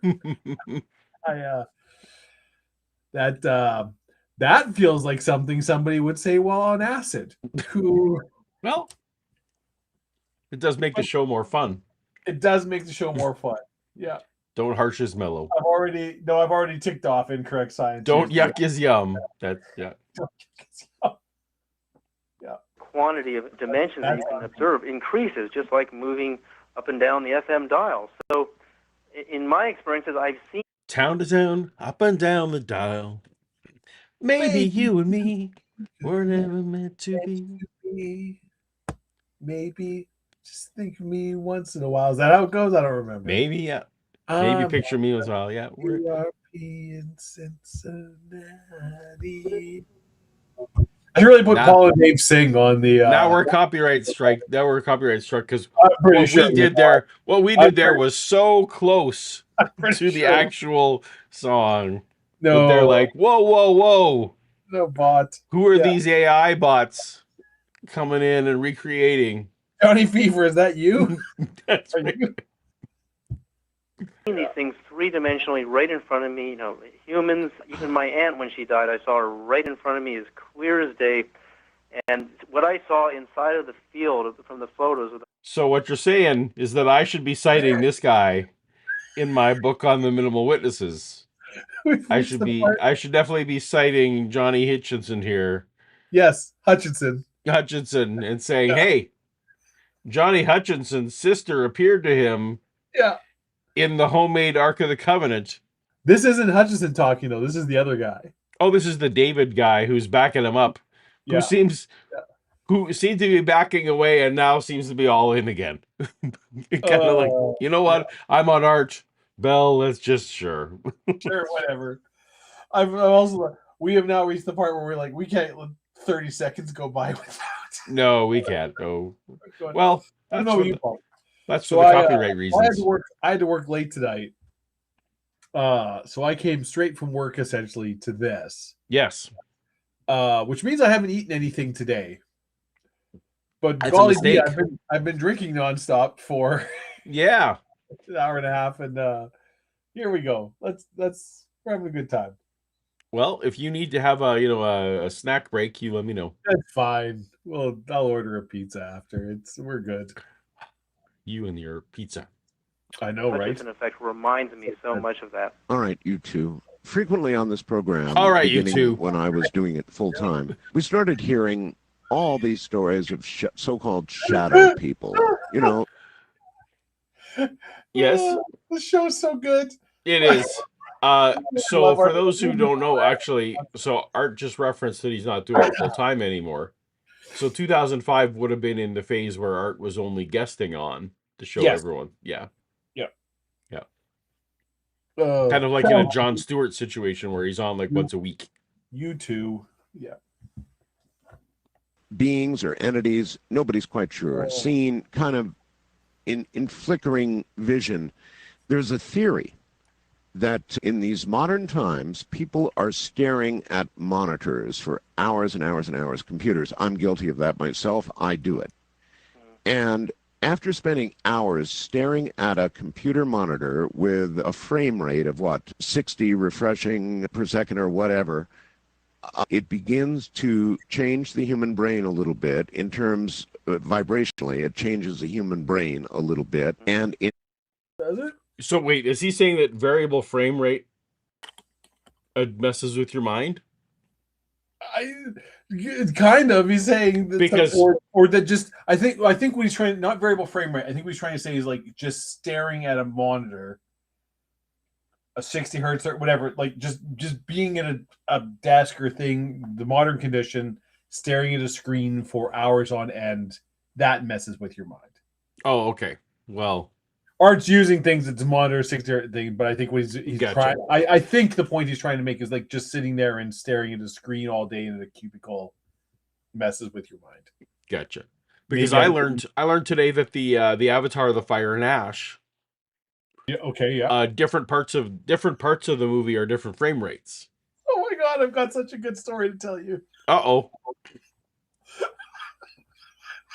Sorry, but I don't want to cut off your point. Avatar, Fire and Ash. All I was going to say was I learned today that it has variable frame rates, which is not something I was aware that modern video files supported. So Right. cool. But that some people are being quite thrown off by that some of it's in like 120 FPS and some of it's in 25 FPS. I know the Hobbit movies did that, and I hated it. Yeah. Anyway, and so that when Art was saying that variable frame rates messes you up, I was just going to put that. But you've said that. What's the good story now? My blathering means nothing. So last night, Avatar, Fire and Ash. Here we go. Yes, I'm over at his house, playing a little tabletop RPG game, little game called Blades in the Dark. Thursday night's my RPG night. All right. Together with my friends. My good friend Al, who owns the local game store, we're over at his house. Who knows my family well, has been to my house with my parents for dinner, knows my dad very well. He says, do you think your dad's going to call tonight? Because my dad calls me a lot, as you're well aware. As I know, yes. Multiple times a day. And I said, well, he's already talked to me a couple of times today. I'm like, probably not. He knows Thursday nights are busy. Then I'm like, you know what? It depends who's playing football tonight. Thursday night NFL. Because if it's something. So I look at it and I'm like, oh, it's Seattle and I think the Rams. I can't remember who, but I'm like, these are two teams that he does not care about. Sure. He won't be watching this football game. I'm like, he's not going to call me. And I was like, I'll bet you a beer that he does. And I'm like, I'll take that bet. So we're there. We're not 15 minutes in. My phone rings. It's just sitting on the table because I get work texts and emails that I kind of have to reply to. See my dad's picture come up. My friend Al's in there. He just starts laughing. So at the table, people pick up. I'm like, hi, Dad. And he's like, yeah, I just saw this commercial. And there's like something, James Cameron, there's like these blue people. And this is no. This is a cartoon. And he talks so loud because he as he does. Yeah, and everybody.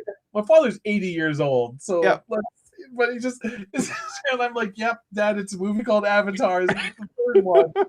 And I'm like, "It is a cartoon. That is all CG." Like, I wondered because it looks real, but it also sort of looks like they're not real, and I couldn't figure it out. I'm just like, "Yeah, nope, that is it's a CG. It's a fancy cartoon." He's like, "You think I'd like it?" I'm like, "No, I don't think you'd like it. Plus, it's the third movie. Don't worry about it." He's like, "Okay, you still coming over next week?" And I'm coming out to see it for Christmas. It's great. And then I'm like, "Do you want to say hi to Al?" He's like, "Oh, is Al there?" I'm like, "Yeah, I'm at Al's house." So he put him on speakerphone, and my friend Al talks to him. They go and they wish each other Merry Christmas. And I'm like, "All right, well, I'm with people, so love you. Bye." Just oh my god, there were people that were like biting their hand. They were laughing so hard. I'm not, it's all blue. Is this a cartoon or is this real life?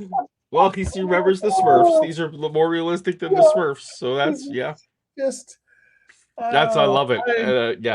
I hope I get to a point in my life where I can be that person. Yeah. Oh, I am a blessed person, Paul, that I still have in my life that I can have. You are indeed. I love my dad. He's such a He's such a great, yeah. But oh my God, was that funny? Just like if I had pick the top 100 things that I thought my dad would call me about. Is Avatar 3 Fire and Ash Is it real or real not? people or is it a cartoon?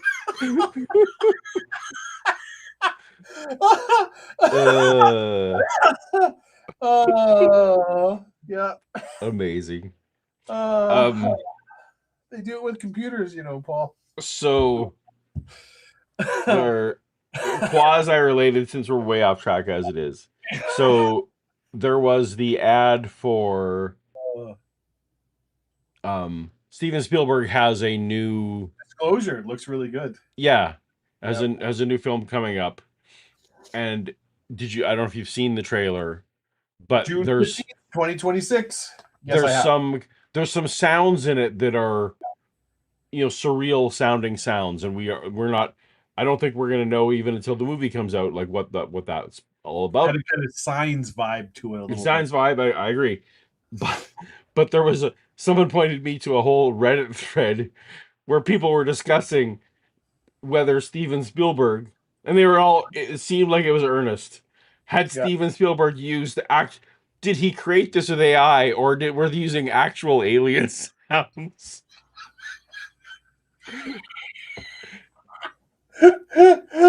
And it was delicious. It was just people. No. He was using real. This wasn't AI. He was using real aliens for this. And occasionally you get people jumping in, like maybe there's a third option. Maybe a third option. But maybe. No. Yeah, maybe TIE fighters don't exist, and the noise they make when they fly by is just a sound somebody created. Yeah. Anyway, I thought it was great. There were some people in there both defending and against whether it had been real aliens. Mm-hmm. Yeah. Mm-hmm. Yep. No aliens were harmed in the production of this film. You can't say that. You don't know. We don't know. Yeah, these there's transdimensional ones. Yeah. Yeah. Enables people to see more of whatever it is we're seeing when we see these so-called entities or whatever they are, sort of at the corner of vision. Does that make sense to anybody? Yeah, Buddha always talked about the gap between the in and the out breath when you meditate. And then you also... I think I missed a member chat here. Probably. Yes, from Web Art 3D. Merry, spelled incorrectly, Christmas, and I think that's up for debate now. Merry Christmas. Yeah. Thanks for the show. Historically, that is actually where. Thank you, Web. The best tradition of time. Now that our headcanon is all that we all now know where that came from, the Merry Christmas. Look at the gap between the peaks and the waves. And as your brain starts to change frequency, information in the in-between points of waves starts to peer through, and that is where these other dimensions are. And I think if you expose your brain, which is a wave machine, to a computer or any electric current long enough, it's going to start to manipulate the wave state of the brain, and maybe those gaps start to get... Maybe I should have Shannon in here to talk about the reality of brain waves. Brain waves. It's just brain waves. Just... This would have been this would be a good one to have her and sit down, contribute. Yep. Wider and wider, and more of that information starts to come through. When you see one of these things yourself... Shannon's on delay. I was on my way to put more laundry in, and it's just important for me to tell you that there's no such thing as a brain frequency. I think people think that when they say frequency, it means like you can tune into something because of the radio, but that's not what frequency means. Not what my and there is no such thing as a brain frequency. It's not like there's like a 101.5 rock FM brain frequency and a 103.2 country jam brain frequency. Wait. There's just your brain, and it doesn't have. You can't hear you, Dave. I know. No, I had to take the earphones off because of the delay. But I was on my way to the laundry, and I heard brain frequency, and I just... So really it's important trying to to tell me. me. You don't make people stupider by listening to this fucking show. Hold on, Dave, or Shannon. I have a question from Dave. 1 sec. I just need to hear what it is. Okay. So you're trying to tell me that when it comes to the brain, the music is not in the mix. Magic or research too. I can't hear both at the same time. Yes, Dave? I'm trying. What about brain waves? Dave wants to know about brain waves. Those are real, right? The actual waves. You know that those are a physical thing that we let out. When we think a thought, that ripples out physically. No. She says no.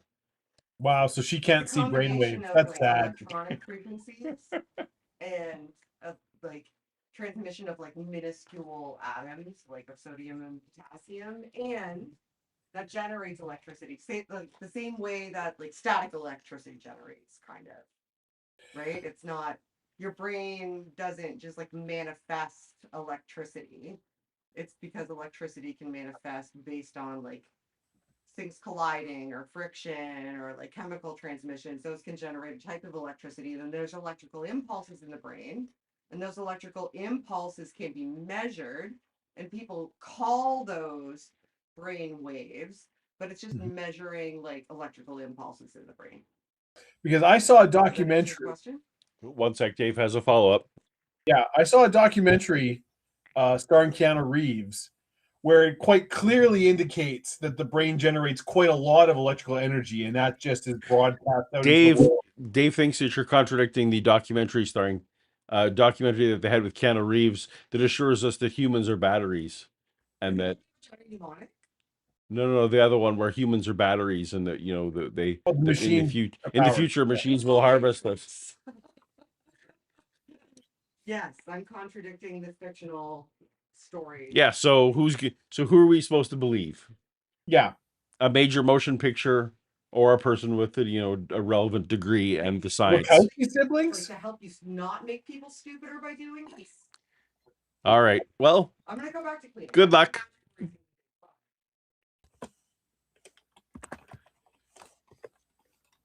Look, everyone, the part of the show where you might accidentally learn something, that's over. We've crossed that Rubicon. I apologize for that, in case. Let me assure you. I feel so bad for poor Shannon, who comes and tries to interject actual facts and like science. It's like, I don't think you get what this is about. I don't think somehow you didn't get the memo. This is not what this show is. Yeah. All right, let's hear more. I mean, even thinking of shadow beings as black, mysterious figures, again, these things can appear black, but it literally could be a much higher frequency than we're used to seeing. So is this racist? Do we need to modify this? I mean, I literally have no fucking idea what this guy's talking about right now. Where do these shadow beings come from? What's this? They're in his homemade Ark of the Covenant. Yeah. So like they just kind of showed up. Shadow, like I remember him saying sort of angels. Where do these shadow beings come from? Although we've been, there's a whole lot of stuff's happened. So maybe he brought up shadow beings. Yeah. Okay. Just get a void, but you do get a shape. You do get an actual form. And if you're able to see high enough in frequency, that form will start to have detail. Oh, no. So I do remember. Right before he started talking about, this isn't what this guy's doing. He's talking about meditation and various observable things that happen when you're meditating, and that's where these shadow. Okay, yes, sorry. So now he's just straight up interjecting other things from his own meditation experiments into it. All right. Yeah, and Hutchison has never said any of this stuff. Yes. Okay.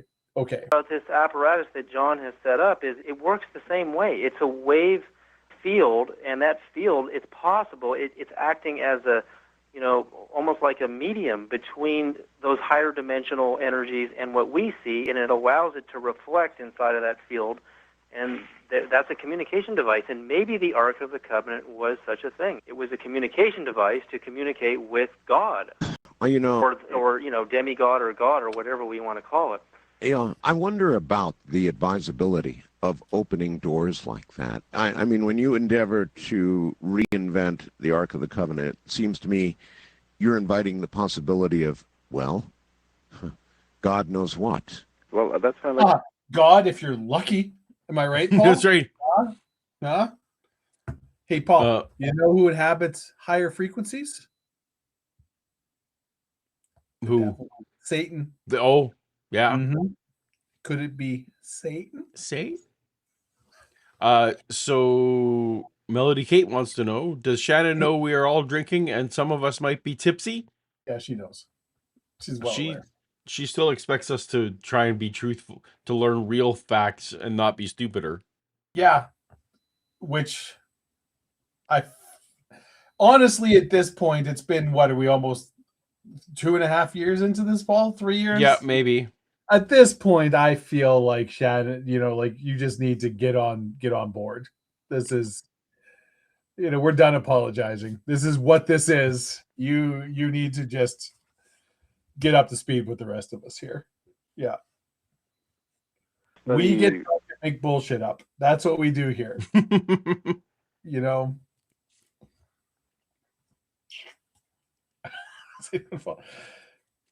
Yeah. Sorry, Vijay. That is no.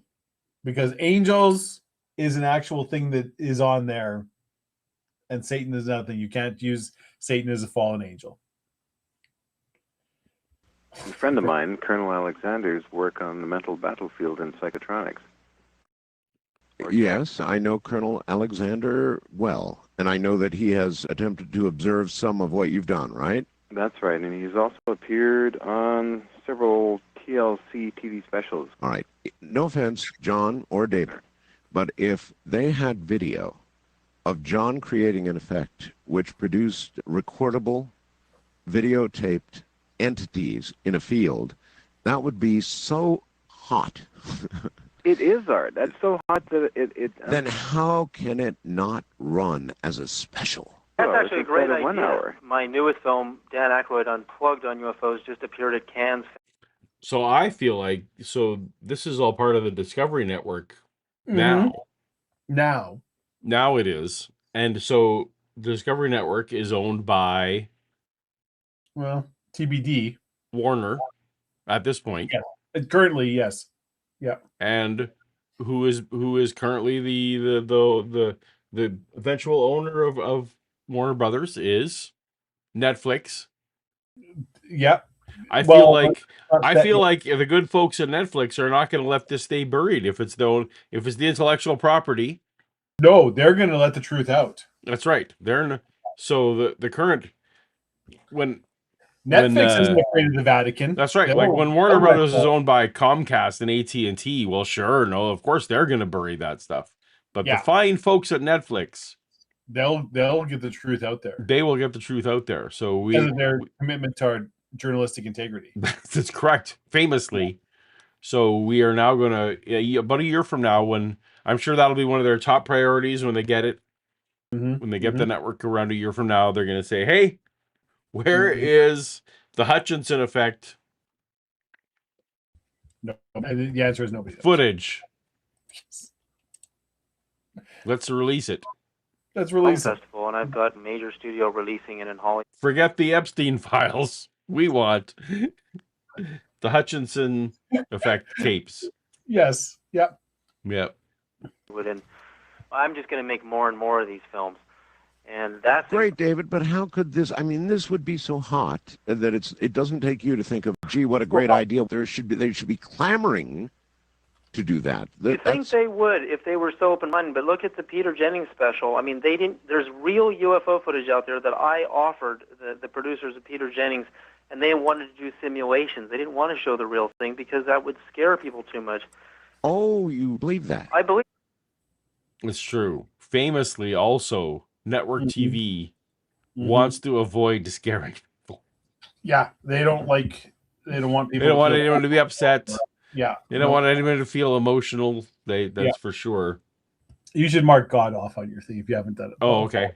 Yeah, we got the God mention. Get the God mention. There we go. I feel like HARP isn't going to happen anyway, so this isn't my night. It's not your night. It's not anybody's night. Yeah. Quasimeo, thank you so much for the chat. Yay, Thanks remember for thanks for getting me up at 4 a.m. with an excuse to start drinking. That's well, 4 a.m. That's previous night drinking. That's not Yeah, even day drinking. That's fine. That's not even dangerous. Exactly. No, exactly.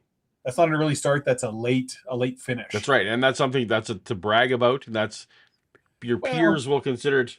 Hey, I was still up drinking at 4 a.m. Everyone's like, "Hey, good night, Cosmeo." That I think a simulation is more safe. It's like a buffer zone. You're hearing eyewitness accounts and testimony and hearsay, but if you're looking at real videotape of the giant triangles, the phoenix lights, the UFO. This is why they don't use the actual footage we have of Jesus, because it would just freak people out. Yes. That's why we're always constantly using like The Chosen and Recreated, that Mel Gibson movie. It makes sense when you say it. Yeah, Ransom. It makes sense when you say it. Yes. Yes. That's the one I'm thinking of. That's the one Jeff Willies is getting in Phoenix. Yes. Pat Esker stuff, the Mark Olson stuff up in Sonora. I mean, I've met all these guys. This is good footage, and I offered it to the producers of Peter Jennings, and they didn't want to run it. That's rather... So like this, beings in a field, I mean, and angelic-like beings, and John has had, some of his own personal experiences, I believe, just from staring in front of the computer all day. He's working around these fields all the time, and aside from the Hutchison... Okay, let me tell you what. If you can discover extra-dimensional beings just from staring at computer screens, I would have seen them many times. Yes. All right, Paul. Yes, Dave. I need to go take a bio break. Oh, okay. Fair enough. I will be right back. Should I keep listening? Sure. Yes. All right. I'll be able to hear it. All right. Effect, there's been some incredible communication experience. I had to step away for a second because I need to get some Black Fox gin, which is my now that I've done some rum and coke, but I'm going to maybe back off the caffeine for a minute. This is the gin that Dave got me for Christmas. He's had as well. Well, it's interesting, David. My ex made a film that appeared on Entertainment Tonight called Miracle of the Unknown. She went out and interviewed such people like Tom Bearden, Buchard Heim, reconfirming all the UFO technology. And it hasn't aired yet in the U.S. or Canada, but has aired many times overseas. I think you actually seen that one time. I can understand that ABC could have gone farther. They were taking a first step. It was a good first step. Now, you've got to really remember that. I mean, they were trying to, seriously, for the first time, God bless their souls for doing it, do something on ufology, and they certainly did. Now, I'm not sure that you could go as far as you're suggesting right now without, as you pointed out, scaring the hell out of people. The greater, civilized world out there may not be quite ready for this. Yeah, I mean, everyone in the UFO world is upset about Peter Jennings. Myself, even though I was only on for 15 seconds, they interviewed me for 80 minutes. His producers and the directors were really good at probing your mind and getting the deep stuff out of you. So they have archives of everybody's interviews. But so if it's simultaneously true that these were expert interviewers who are able to get every interesting thing you know about you, and they interviewed you for 80 minutes and they only put a couple seconds of you into the show, maybe John, maybe you're not that interesting. Even though we're all upset, the general public got a UFO 101. They got their first step, and maybe step 2 will go much deeper. And now it's understandable that ufology would be upset because they know so much more, and they expected it to be the holy grail of the current. Oh, we expected this to be... They embarrassed us by putting on the crackpot ufologists, when what they should have had was the real... No, definitely, we know what we're talking about. Expert, serious ufologists. Yes, the ones how dare they besmirch our fine discipline? Did I hear UFO study? You're drinking some Black Fox gin? I'm switching to some Black Fox gin. I also maybe just ordered a pizza. Well, nice. So when the pizza arrives, that's when the show's done? Well, I mean, I can eat pizza on stream. You could, but that would make me sad. It would make you sad, yeah. cutting edge. Well, it wasn't that, but I don't think you could really do that immediately. You've got to bring people up to these things. You got to, and for the people who want to know the deep stuff, you come to the conferences, and it's like going to university for 3 days, and you'll come out of there with, you know, your head in the clouds. Or you listen to programs like this.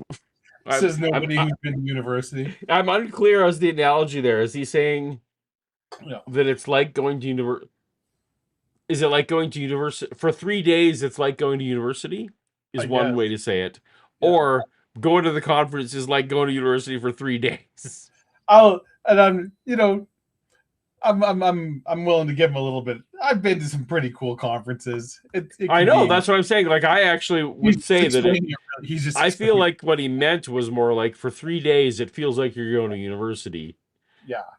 As opposed to we packed in a weekend the whole excitement of 3 days of university, which is like, okay, well, that's kind of a 1-for-1. Or you listen to programs like this. I mean, radio is still far better than television, in my opinion, to tell the truth, because you can spend the time. And television time is too expensive, and I mean, look at news today. It's like fast food unless you watch McNeil Ware NewsHour. I listen to the radio, and I go on the internet, because the radio, your show and George Norrie and, you know, all some of the alternative news sites, that's where you get the details. But the trouble is that 2005 was right around the time when AM radio was being dominated by, during the day at least, like the least factual shows. What? Like you say, during the day at least, somehow saying that. Right, well. Yeah, at night when George Norrie was on, that's when the truth came out. But George Norrie, yeah. Sort of early 2000s was kind of the height of fake stuff happening on radio. Oh yes, yeah. Before podcasting took the thing that people realized, oh wait, we can just say whatever, and there isn't anybody. There's no ramifications for this. Yeah. So Timothy Harmon, AM radio and current TV is a lot more people listen to AM radio than currently watch. That's true. Current TV is pretty much, unless it's like this sporting event or the Oscars, no one's watching. Do you would you like to reply to Timothy Harmon? Timothy Harmon says, "No goddamn notice." He's not wrong. You made me say a curse word, Timothy. Yeah. Now we're demonetized. This channel's going to get put down. Great. Yeah. We were doing so well. You're doing so well. Yeah. Anyway, Timothy, we're not in charge of the notifications. Also, right, pretty much up until today, we weren't sure this was going to happen. It's true. Like, I only posted this a couple hours. That's probably why, because I only posted the thing a couple hours before showtime. We were not certain. There were things up in the air, but we are delighted that things worked out. Such it that worked out. We can hang with you tonight. Scotty Orange wants to know odds of a T-Rex vampire. I'm assuming this is Blade crossover as opposed to Bade. You clearly wrote Bade crossover, Paul. Bade crossover. I see. You're not a fan of the Betaverse? Huh. I'm unaware of it because I'm not a cool kid. Not hip. Not odds of a T-Rex vampire. Well, I would say the odds of a T-Rex vampire are roughly the same as any species, really. But okay, so can vampires infect, or is it much the way that a virus, like, if HIV, pick your virus, whatever virus, Ebola, sure, T-Rex, is it going to affect it? No, because no. This is you're talking now about a causal effect, but we're talking about just independent, just like dolphins can swim, and a shark can swim, and other things can swim. Those are all that doesn't mean they have a common ancestor. What things can evolve. So I'm saying vampirism can evolve, different species specific vampirism. Yeah. Viruses or bacteria or whatever are just as likely in any given species. There's no species that's more likely than another. Well, except that every documented case of vampires is human, is bipedal. Like we have But lots right, of but that examples doesn't of human infer vampires. that it doesn't say that if that there was T-Rex vampirism Uh-huh. that they had that it jumped that means that it jumped from humans to T-Rexes, because of course humans and T-Rexes I'm saying lived at the exactly same the time. opposite. They were That probably some kinky freak was having sex with a T-Rex, I and mean, then that's absolutely what happens. But I'm saying that vampirism is a specifically human condition. There is no evidence of vampirism outside of humans okay, anywhere in but any record. but Just but because but it potentially could exist, it didn't. It but hasn't. let's There's no go to documented Scotty cases. Orange's theory here. What if, Okay. Dave? Uh-huh. What if, Dave, vampirism started in the T-Rex? Okay, and also, I stand corrected because I have read every Bunnicula book. So, and Or then you're responding I'm jumping to the next to- member chat. to a member chat here. Someone didn't read Bunnicula. I actually did when I was a kid. I was an avid Bunnicula reader. Are you familiar with Bunnicula? The bunny I'm vampire. not. There was a little bunny vampire, and would suck carrots. Oh, so like These were like young Bunnicula adult, is like Dracula, but a bunny. but a bunny, like a little white and black bunny with a little Bunnicula. pink, black, and I can't remember who it was. The one kid or something. There's somebody in the household who's like, "This is a vampire. It's a vampire," and nobody else is like, "Oh, it's just this cute little bunny." And then you find these carrots that are all drained of color and life and have two little fang marks in it. And I don't really remember too very much about the books other than that. Well, There Timothy was Harmon. multiple of them. I assume things happened. I can't remember. I was 8 fucking years old. Give me some slack. Timothy Harmon says that he's sitting there trying to imagine the evolutionary pressures that would render T-Rex vulnerable to mirrors and sunlight. So Not here's hard the to thing about but here's the thing about vampirism. Those are not the advantages. Those are the trade-offs. So the advantages of vampirism is long life, eternal life, and generally, better health and youth. Like you're a variety of supernatural powers depending right, on exactly. So right. so it's the selective pressure for those benefits obviously overwhelmed the negative pressure of being vulnerable to meteors and sunlight. Now, frankly, the T-Rexes were probably like, we don't even own that many mirrors. Yeah. So there's almost no downside whatsoever. Now, maybe they would, I don't know, maybe they don't see themselves when they're at the watering hole in the pond. You just avoid still water and you're pretty okay. Yeah, but which if you're already nocturnal, if you're avoiding sunlight, you're probably avoiding any kind of natural. It's true. Yeah. So you're not even that concerned that I don't have a reflection in the sunlight's pond. a much bigger deal in a absolutely no artificial structures exist. That's right. Yeah, so it's like so they gotta find T-Rex family-sized caves. Yeah, that's tricky. That's tricky. Not a lot of those. No, and with a door probably. Yeah. Yeah. Or deep enough that you can get away. So that's so. I guess it all makes sense. That's why there are no records of T-Rex vampires, is because they all. But what? So now a couple of questions spawn. But what I'm still on the theory that what if human vampirism was a mutation of, like, obviously T-Rex vampirism would come first. If you're willing to go with the thought experiment that there was both T-Rex and human vampirism, right? T-Rex is first. So then, I mean, the thought experiment here is that there was T-Rex vampirism because it's well documented that there's right. Because we obviously know the facts are of the human vampirism. That's right. Yeah. So we're extrapolating. Yeah. Also, vampirism. Do T-Rex vampires turn into bats? Or like some kind of pterodactyl? Well, this is the question. Does it need to be, does it need to be a reptile for reptile kind of a situation? Did bats exist at that time? They I did. feel like- Did they? Okay. Well, actually, I can't be confident of that they did, actually. There were definitely rodents. There would have been bat precursors, but that's true anytime. There was always precursors of everything at any given time. So we have a super chat, Paul, from Olivia Rutro. Williams, Purple Fairy. You can What would read it this one. mean for the T-Rex to be a vampire? They already have those huge fangs. Well, I mean, they probably, so as predators, they probably weren't, who we don't know this, but they probably weren't going after the blood of their own species. I mean, you go for blood of whatever.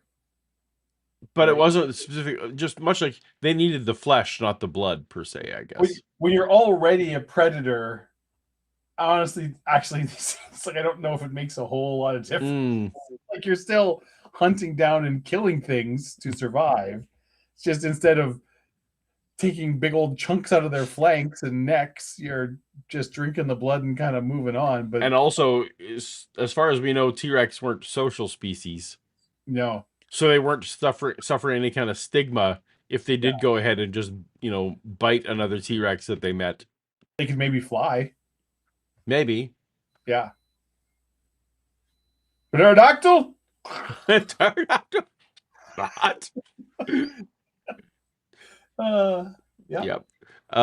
What if T-Rex was the original Dracula, says Scotty Orange. So, I feel like we already covered this. Son of the dragon, little dragon. That's what Dracula means. See? Mm-hmm. It's all coming together. Yeah. We don't need to make our own Ark of the Covenant. We've got the real science going on here. Real science here. Yeah. And you find out stories like you were talking tonight about. I didn't know there were, unprecedented tornadoes up in Canada near the Rockies and all up and down the Midwest because they're not reporting that stuff. Well, it's there to be seen. It's Define near. What's unprecedented about them? I don't know. Whatever. Okay. Well, like also Tornado Alley in Alberta is not like on a global scale, not that far away from the Rockies. No, but it's so. This is the region I've lived pretty much my whole life in. Yeah. Tornadoes happen. Absolutely. That's the thing. There are places in North America that suffer far, far more tornadoes than anywhere around. Correct. Mm-hmm. But I mean, there's records of tornadoes going back literally as far as records exist. Sure. I'm curious what specific unprecedented tornado is he talking specifically about, like the famous Edmonton tornado in the 80s? But again, this is one of those things where he was trying to make it sound like the fact that it was near the Rockies was the weird part. Yeah. And it's like Tornado Alley in Alberta is any point of it is an hour or an hour and a half away from the Rockies. Like, so what's your definition of close? Yeah. Yeah. All of it is whatever. And especially as a Canadian, it's just bad being a bad Canadian there. Somebody lives at like, what do you mean by anyways? Yeah. It's funny how that's the one thing we have to that's just because he's talking about our home now, our backyard. So something that we well know. It's like, what are you even talking about? What are you referencing? Of course there's tornadoes there, like all the time. There's literally every year. Multiple tornadoes. Just like there's a hurricane happening here, because that's what happens here. Yeah. I would say that vampire T-Rexes count as cryptids. Sure, go ahead, tick that off. Reported, but there are incredible. It's Christmas, Paul. It's Toastmas. The T-Rex Draculas were not part of the Art Bell show. That's our. It's a Toastmas miracle. No, it has to be people on the show talking about them. The people on the show weren't talking about T-Rex vampires. Paul. No. Look into your heart. Look, here's the thing about Scrooge. Just be a little kind. Here's the thing about Scrooge. Okay. He wasn't asking Cratchit to go without heat, and he had heat. It was everyone in the room is like, this is what's best for the company. Just no heat for anybody, and he wasn't like asking for special treatment. It's not like a rich poor thing. Right. So when I'm being a Scrooge here on this matter, I'm not saying, hey, yay, I get special privileges on the bingo. I'm just saying this is what's You best for the understand that game, the Dave. example you've given is the bad Scrooge that is presented as a warning to children, as opposed to the later Scrooge. This is what I'm saying. So you need to read my new thesis on why Scrooge, Uh-huh. in the start of the play, Uh-huh. Yeah. was merely being fiscally responsible. Right. Yeah. And that Cratchit wouldn't even have had a job. There would have been no goose money Uh-huh. if it hadn't have been for the earlier Scrooge who was being fiscally responsible.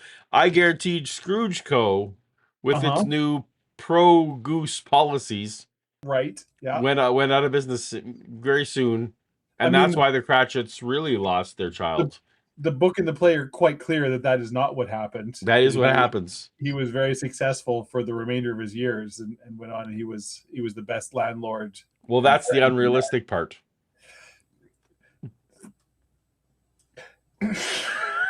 So, okay. All I was saying, Yeah. attempting to be holiday themed, was that, that I'm not asking for special treatment. Yeah. And I'm asking for special treatment. No, we don't give special treatment here. I'm saying Christmas. that because of the season. It's Christmas. No special treatment.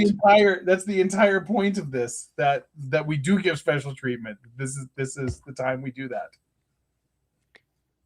One Christmas, Dave, that I went to a play. I went to a recreation at the local theater of the Christmas Carol. Okay. Yeah. Mm-hmm. And unbeknownst to me, did all the ghosts join up with Scrooge at the end and say, "You were actually right. You were fiscally responsible"? That's the lesson we've learned. That is the lesson of. Yes, that's right. Yeah, you were right to underpay Bob Cratchit. The point is that work is more important than your other life, and that's what's, I think, the lesson. That's the lesson.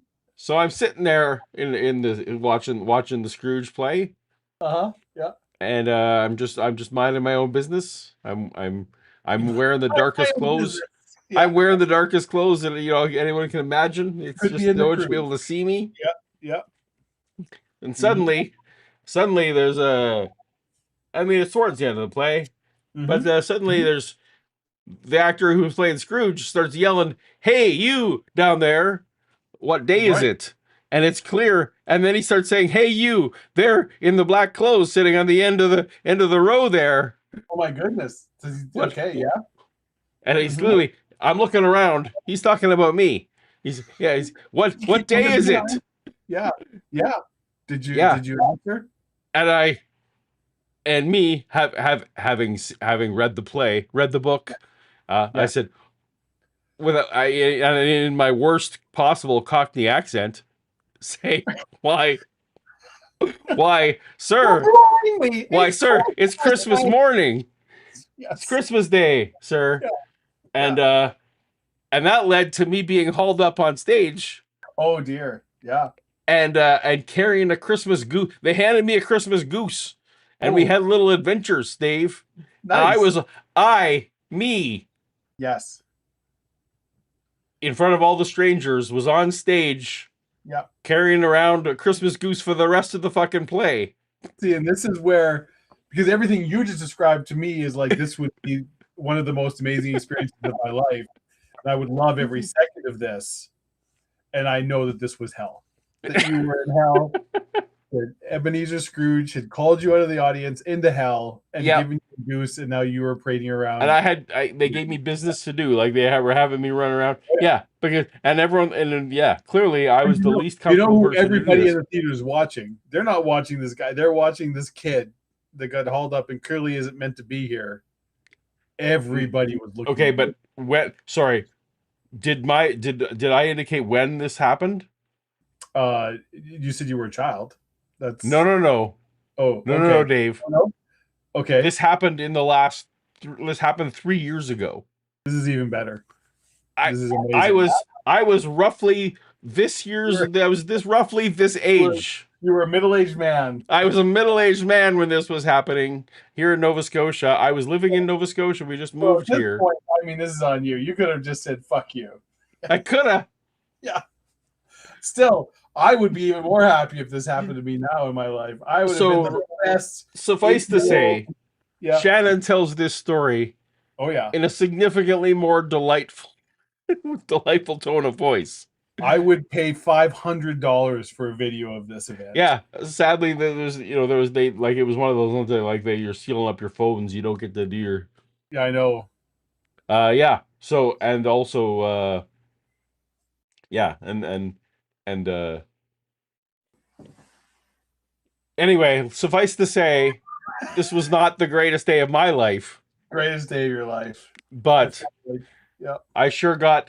And then around town for the next several hours, there were people randomly on the street. Hey, you're the kid with the goose. Yeah, that's right. I am the kid with. Yeah, that was the other fight. Yeah, they got this middle-aged dude playing the kid. Yeah. Which was apparently just funny. I mean, I don't want to. Were there any other at any other point were any other people called up on stage, Dave, before or after? Nope. Probably the next night. Just you. Just one performance. Nope. There was no indication that this was like an improv show and that we're doing crowd work. Nope. Yep. Yeah. So that's a real story that was real. That's awesome. I feel like you need a goose, a Christmas goose emoji. Yeah. Yeah. Anyway. So do we have Paul says a weird story? Because that's anyway. We don't, but I love it. Numbers of large storms, supercells, tornadoes. Video of that event. And then finally, when we finally delivered the goose to the Cratchits, right? Then they allowed me to go back to my seat. But it was a non-trivial amount of time that they had me just schlepping on stage. I would have tried to go backstage. I was backstage for a few. Yeah, it was for a while. Oh, you mean after? Meet the cats. No. Meet the cats, right? Yeah. Gigantic hail that's just absolutely causing havoc. You know what I'm saying?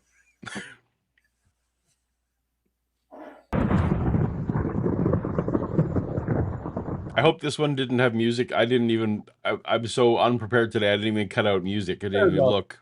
What are your thoughts on goose versus turkey? So, the great question.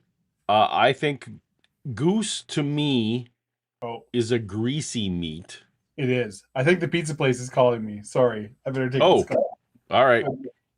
We're just gonna keep listening. Hello.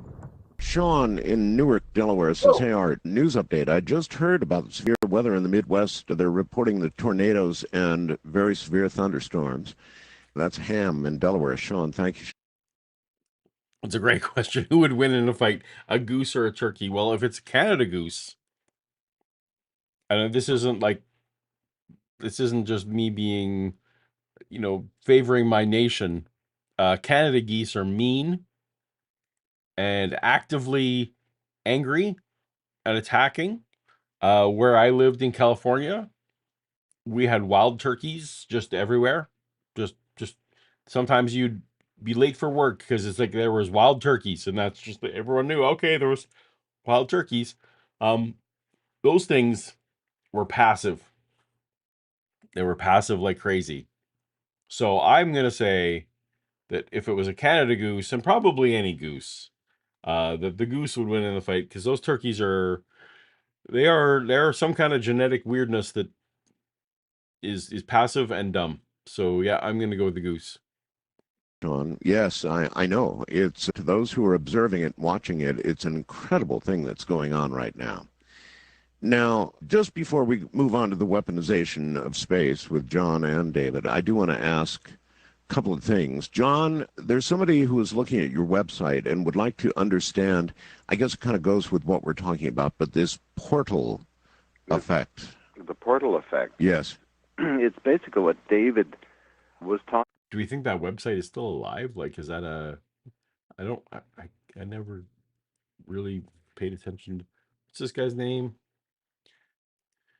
I'll look it up. I'll look up this guy's name, see if his website still exists. Talking about that was captured on Super 8 millimeter film about 1980. And what happened was when I was experimenting, the whole room turned into like a portal, and you could see these little entities running around inside of it. Yeah, there we are. Can I just sort of reverse my engines for a second, because there's something rather important I should maybe mention before. Indeed. My work was presented. So John Hutchison, this is probably not the right one. John Hutchison refers to several notable people. Oh, wait. Look at that. That's hilarious. And I'm sorry for the AI. Again, I don't know how to turn this off. I don't know. John Hutchison refused to several notable people, including Canadian inventor known for the mysterious Hutchison Effect. Also a renowned structural engineer. Anyway, so that is funny that and a rugby player and an academic historian. I'm guessing, yeah, this isn't him. So, but does he have a website? Where's his website? That's what we want, not Wikipedia. Not that guy. Maybe if you go to his, maybe his website, maybe his. By the way, I always give to Wikipedia. Oh, you're muted, Dave. Sorry, there we go. I do too. Yeah, I feel like that's a worthy thing. One of my charities that I give to every year is the Yeah. Is the Wikipedia. Anyway, I don't know if this is the right Wikipedia. Art was talking about this guy's website, and I couldn't find his website. The Hutchison website? The John Hutchison website. So it may He not. I went to my neighbors and thought that was it. So he was ringing the doorbell. Oh no! Which I'm sure is ingratiating me to my neighbors. We're probably well asleep. John, was it John Hutchison? I think. Yeah, John Hutchison. So yeah, but anyway, apparently the name is very common, and there's all kinds of semi-known people who have that name. A structural engineering professor. Did he give the address? A rugby player. No, he didn't give the address. He was just bad mouthing the website. HutchisonEffect.com. Oh. HutchisonEffect.ca, Paul.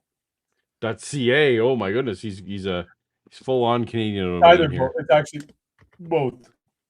So the CA one doesn't work, but the .com one does.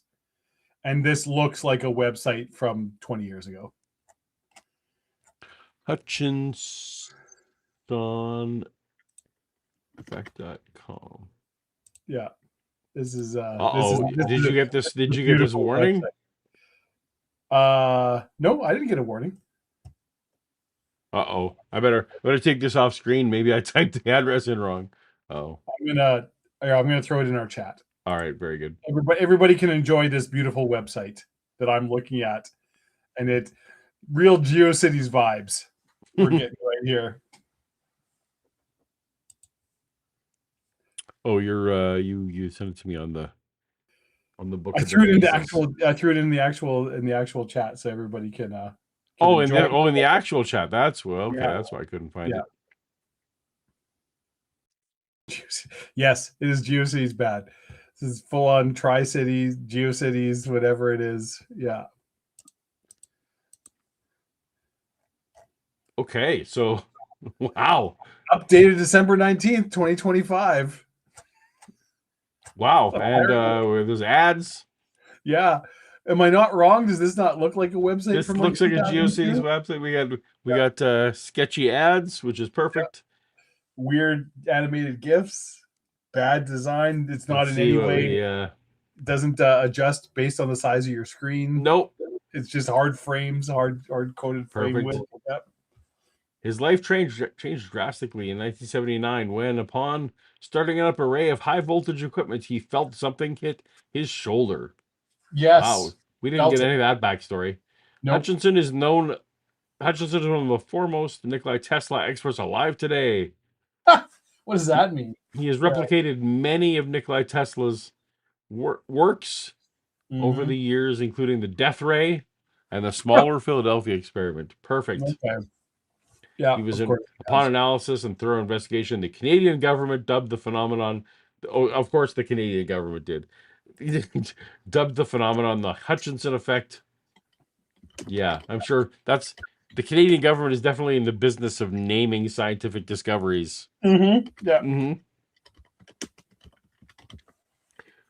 We now that we have, we get, public Medicare, public health care. We fiddle around into naming science. Anyway, yeah, this is quite. Oh, is this him with the headband or whatever is going on? I guess so. All Open right, image, John. new tab. Does it have any description or name? Oh, the image is like the whole like 5 images. It's all in one thing. Oh, perfect. Yeah. That's what you want. It's just called index 20 column JPEG. Yes. Very good. Very good. Excellent. Yeah. This is just peak website design right here. We got this little YouTube thing. Something has been flagged for something. Very good. Yeah. Yeah. Cool. There we go. Nice. Well, we found the website. Found it. It all checks out. Yeah. Very good. So now we'll know why our people are complaining. Oh, now we're getting into a whole thing in chat about Regina style pizza, Paul. Do you have any thoughts? Do you know what Regina style pizza is? We talked about this on the last stream. That's why the chat knows. Is that what it is? Yeah. The current state of tipsy that I'm at, Regina style pizza would be amazing. Would be amazing. Yeah. Yeah. I'm just gonna eat this right here, and you just have to watch it.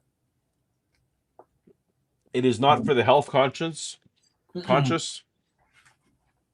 is not for the taste. For 22 and cheap. Yeah. It's not for the taste snobs. No. It is for getting full quickly. Yeah. If you are looking to get a full meal for $2, or you're just like so drunk. Well, but because I mean, when you are drunk, sometimes you do want to get full quickly, right? Like you're looking to. Oh yeah. You're looking to just. I want to get food in there so that this gets absorbed. It's perfect for that. Like, you have to lift with 2 hands, slice of pizza, just salty, amazing greasy meat. Yeah, that's the thing. Yep. At MIT May 21 by Ken Shoulders in regards to charge cluster technologies. And what Ken does is the metal samples on a microscopic level, but he can actually freeze in time and space radioactive waste. So we feel that we have a commonality in getting rid of the nuclear problem. He can freeze nuclear waste. What do you mean by that? Well, he has a way of discharging in a chamber some radioactive. To be clear, frozen nuclear waste still sheds electrons, right? Like it's still. Well, he said frozen time and space. What does that mean? And then he's like, it's a way of discharging it. I'm like, okay, that's completely opposite. Like, what are you talking about here? Right.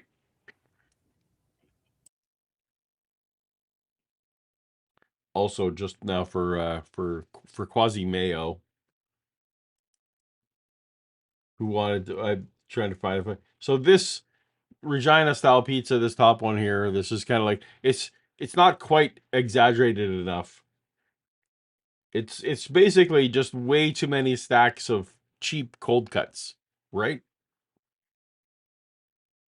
Like that's what Regina style is.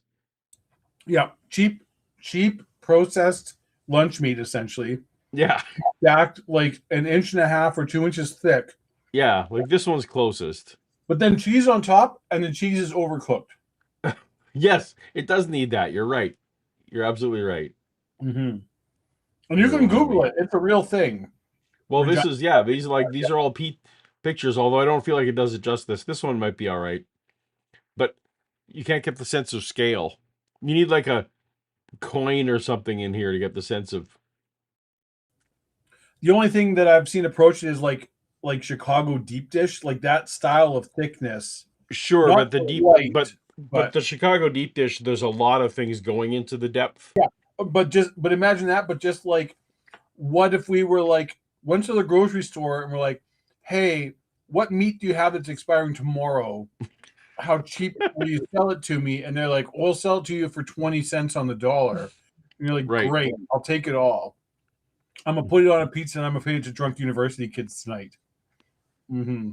And sometimes you get sick, but most of the time That's right. you get a very. It is so greasy. It's so greasy. Yeah, it's like one piece will fill you up. Oh yeah. Like if you're going in for two, that's probably an intervention is warranted. Yeah. Banana for scale needed. That's a callback to my video today. Thank you. The materials with high voltage. My video this morning had to do with a panel led by Jordan Peterson. Oh, and also featured Dennis Prager and several other pseudo intellectuals talking I don't know about who things. Dennis Prager is. It was lovely. I do know who Jordan Peterson is. Mm. He's doing God's work. Yeah, that's right. Fellow countrymen. Fellow countrymen. What appears is a similarity on a microscopic level to the SEMs and X-ray diffraction of my metal samples. But basically what it's doing is rendering the dangerous radioactive material harmless? Yes. I was with him in 1997 before. It was actually sponsored by the Star Trek people and Larry King. We were talking about Ken Shoulders. Scientific Endeavor is sponsored by the Star Trek people and Larry King. who's not a Star Trek person. No, sweet. That's why I have to split them into two categories. Who are the Star Trek people? What? Star Trek. You know, we have Star Trek talking people. about William Shatner or Paramount? What is happening here? What kind did you get, Dave? What kind of pizza is that? It looks like Hawaiian, maybe. A tropical Hawaiian. Wow. Mm-hmm. Okay. What's the difference? It is a Hawaiian pizza. Does it have ham on the ham? Does it have bacon on it? Is that what makes it? It has ham and bacon. Yeah. Yeah. And like a little bit of a spicier, sweeter tomato. Like they add a little extra oomph to the tomato sauce. Nice. It's very good. I'm not gonna lie. The pizza is just like the most amazing thing I've tasted in a long time. Yeah. Have you had the spicy Hawaiian at La Straw? No. It's very good. It's crazy because it's Hawaiian but with like heat. Mm. Yeah, it's but then the pineapple kind of cuts the heat a bit. It's interesting. Yeah, it's pretty good. It's pretty good. Large cluster technologies and how it could be so important in getting it for the use in elimination of nuclear radiation. Yes, we living near Yucca Mountain would be very thankful. Is this going to be presented to people who count? Yes, of course. Well, is it an alternative to storing the map? When he says people who count, does he mean literally people who have enough education to go 1, 2, 3, 4, or he means are these worthy people? There's people who don't count. Yeah. There are people who don't matter. There's people who matter. Is this with this? Yeah. I'm just going to go ahead and say an intern at TLC. That's, is there any kind of actual academic that's going to back this up for you? Scotty Orange wants to know. Yeah. If Santa had to fight T-Rex Dracula, who would win and who would portray them in the movie documentary? Okay. So T-Rex Dracula would presumably be a voice actor, right?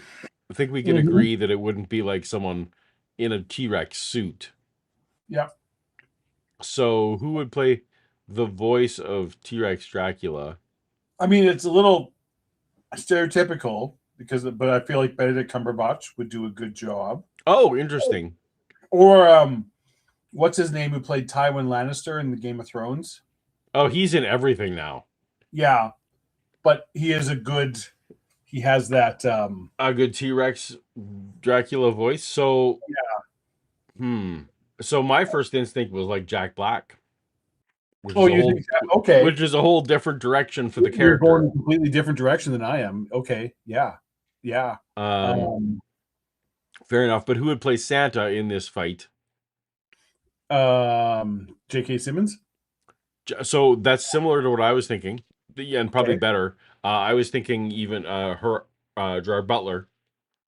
Okay. I mean, that could work. Because he's kind of back into it, and he would be like the like quasi fit, Santa. You're Right. thinking you had this. You're thinking the Santa that had like what was the Red One movie? Yeah, I didn't see it, but yes, that I didn't see it either, but it cost $300 million, so it must have been good. It cost twice as much as Dune. That's right. You can make 2 Dunes for one Red Santa. Red One. Yeah.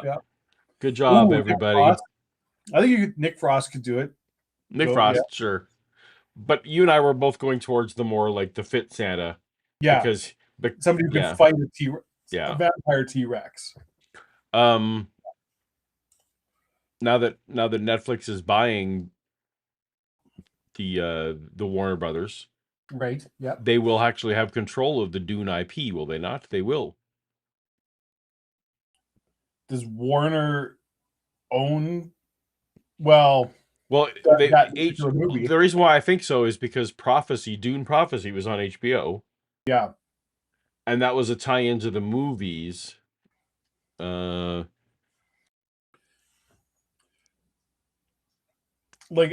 just saying they can go ahead and Netflix can go ahead and just triple the budget for the Dune movies if they want. Well, but I have no idea what kind of contract was signed with the Herbert family. Like, who knows what rights are? Oh, so HBO they hired HBO to because they don't Warner Brothers doesn't own the rights. So okay, fair enough. And even like the Denis Villeneuve movies, or even the thing, like, are these rights for this specific thing at the specific, or is it like you can just sort of make stuff? Well, the reason I was confused was Warner was the distributor. So I was thinking, because I remember Warner fucked over the first movie. Yes. Because they released Dune 1 day and date on HBO Max. Yes. And the theaters, so they screwed it. Yeah. And Denis Villeneuve was very angry about it. Yes. Mm-hmm. Anyway. Also, Dune 3 has, the production is wrapped, so there's nothing the Netflix merger will do to Dune 3 at this point. All right. Where are we? I don't know. How much longer do you do this, buddy? Not much longer. You bet. You tap out whenever you... Yeah. Got a big day tomorrow, and it was a big day. Mm-hmm. You know what? We got... well, I guess top of the hour, I guess, would be a good point to stop. So, I mean, it is. Let's hear what we can hear. Let's hear what we hear. This dangerous stuff in Yucca Mountain? I do believe so. I really believe in Ken Shoulder's work. Seen it. I met Ken, met his teams and that, and we met politicians who are very interested in this. Are you up on this, David? I've worked a lot in nuclear fusion and the nuclear sciences. Hal Fox at Cold Fusion Associates, part of the Cold Fusion work, they were able to stabilize nuclear waste by transmutating it into more stable states where it doesn't emit radiation. Now there are these new fuel cells in England, a company that I've worked with, can take nuclear waste and... Yes? Done a lot of work in cold fusion, Paul. Oh, sure. He's a very, very serious scientist. Between his various meditative state of consciousness experiments, he's done a lot of work in cold fusion. Yeah. Oh, wow. Okay. So who's this guy? What's his actual... John Hutchison. No. This is not John Hutchison. This is the David. This is the guy who works at... Yeah. This is the guy who works at NASA or something, right? Who the fuck is this guy? He's the PhD person who's backing up. Yeah. He's done a lot of work in cold fusion. Yeah. Oh, my God. Yeah. It actually produces electricity, and as it produces electricity, it becomes more and more stable. But rather than using nuclear reactions to boil, produce heat and boil water, this just relies on the photoelectric effect, which is how Einstein won the Nobel Prize, which is the transference of, radiation or electromagnetic energy into electricity.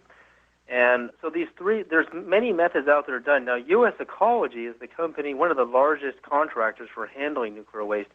When I approached them about Hal Fox's discovery, which is very similar to Hutchison's... Oh, David, let me just slow you down 1 second and ask you, that transformation you're talking about, if it doesn't occur through boiling water and that kind of a heat transfer with a reaction, I'm not understanding how it does work.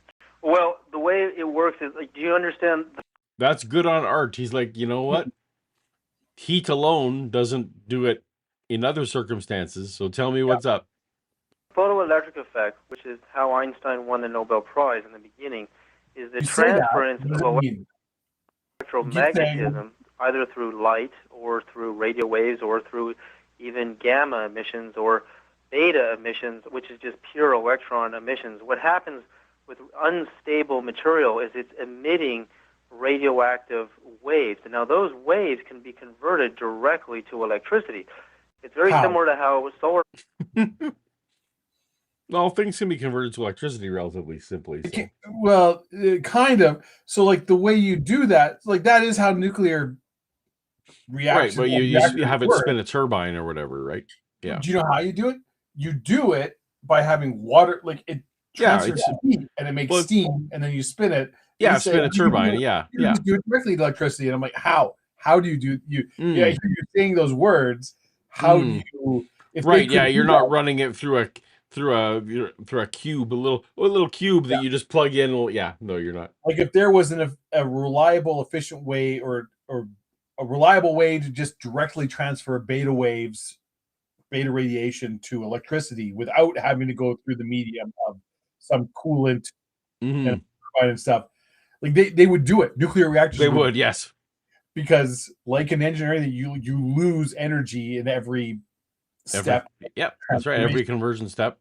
So it would make money if you could just directly transfer radiation to electricity. And it's maybe somebody will pop up in chat or go and be like, you can do it, but like on very tiny scales. It's impractical or something, sure. Do it anyways. They'll pick up photon energy and convert it to electricity. You're saying the frequency of the emission from this material can be captured the way the sun is captured by a cell and converted to electricity. Yeah, absolutely. There are certain nuclear reactions. For one, the last show we did, I talked about... Well, that's the opposite of what they're saying. Mm-hmm.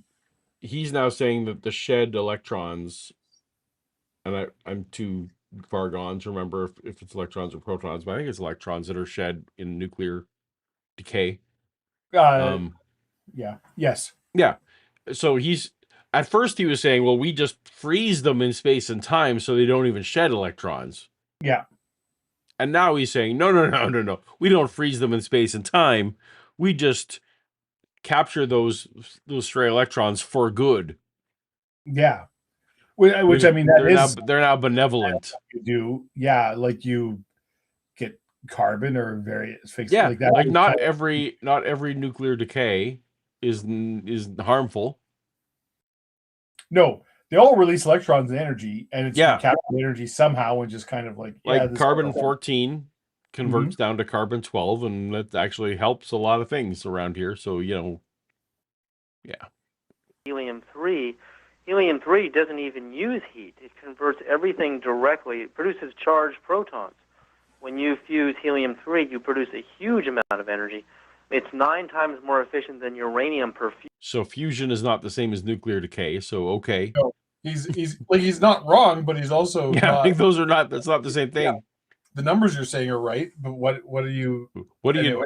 Hey, what do you do with your compost waste? Well, I buy ingredients and make cakes. It's like, well, no, that's a different topic. That's like saying jets are 6 to 10 times faster than cars. Yeah. And you're like, yeah, that's true. Yes. What does it have to do with diesel engines? Yeah, that's right. Yeah.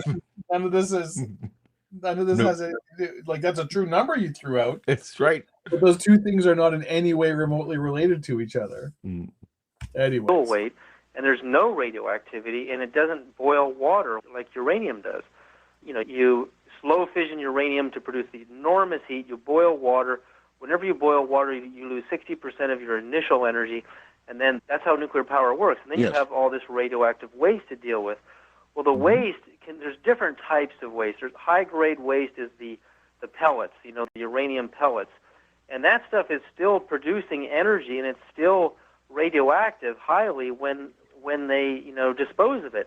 All those radioactive emissions can be either transferred. You can use the photoelectric effect to get the energy out of it, and there's also other methods that people in the fuel cell business are finding that they can extract energy directly out of it. How much energy are we talking about? Well, sir. All right. Yeah. Well, we're not going to get an explanation of that one. He's just kind of going wherever. Yeah.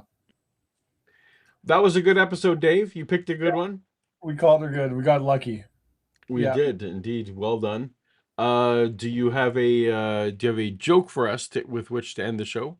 Oh man, I don't. I really don't. I didn't even think about it. I got no jokes. That's all right. We don't need a joke.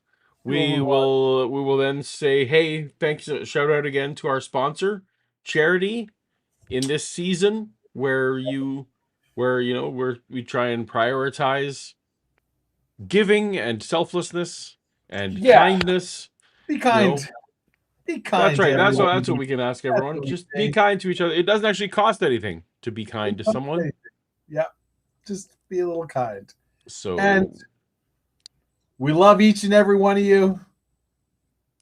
Except you.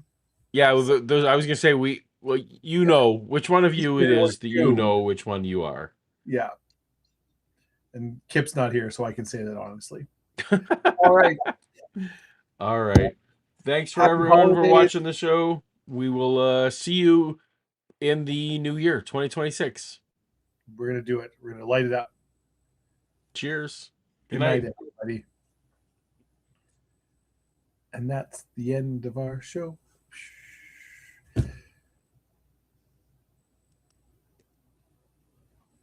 End the stream.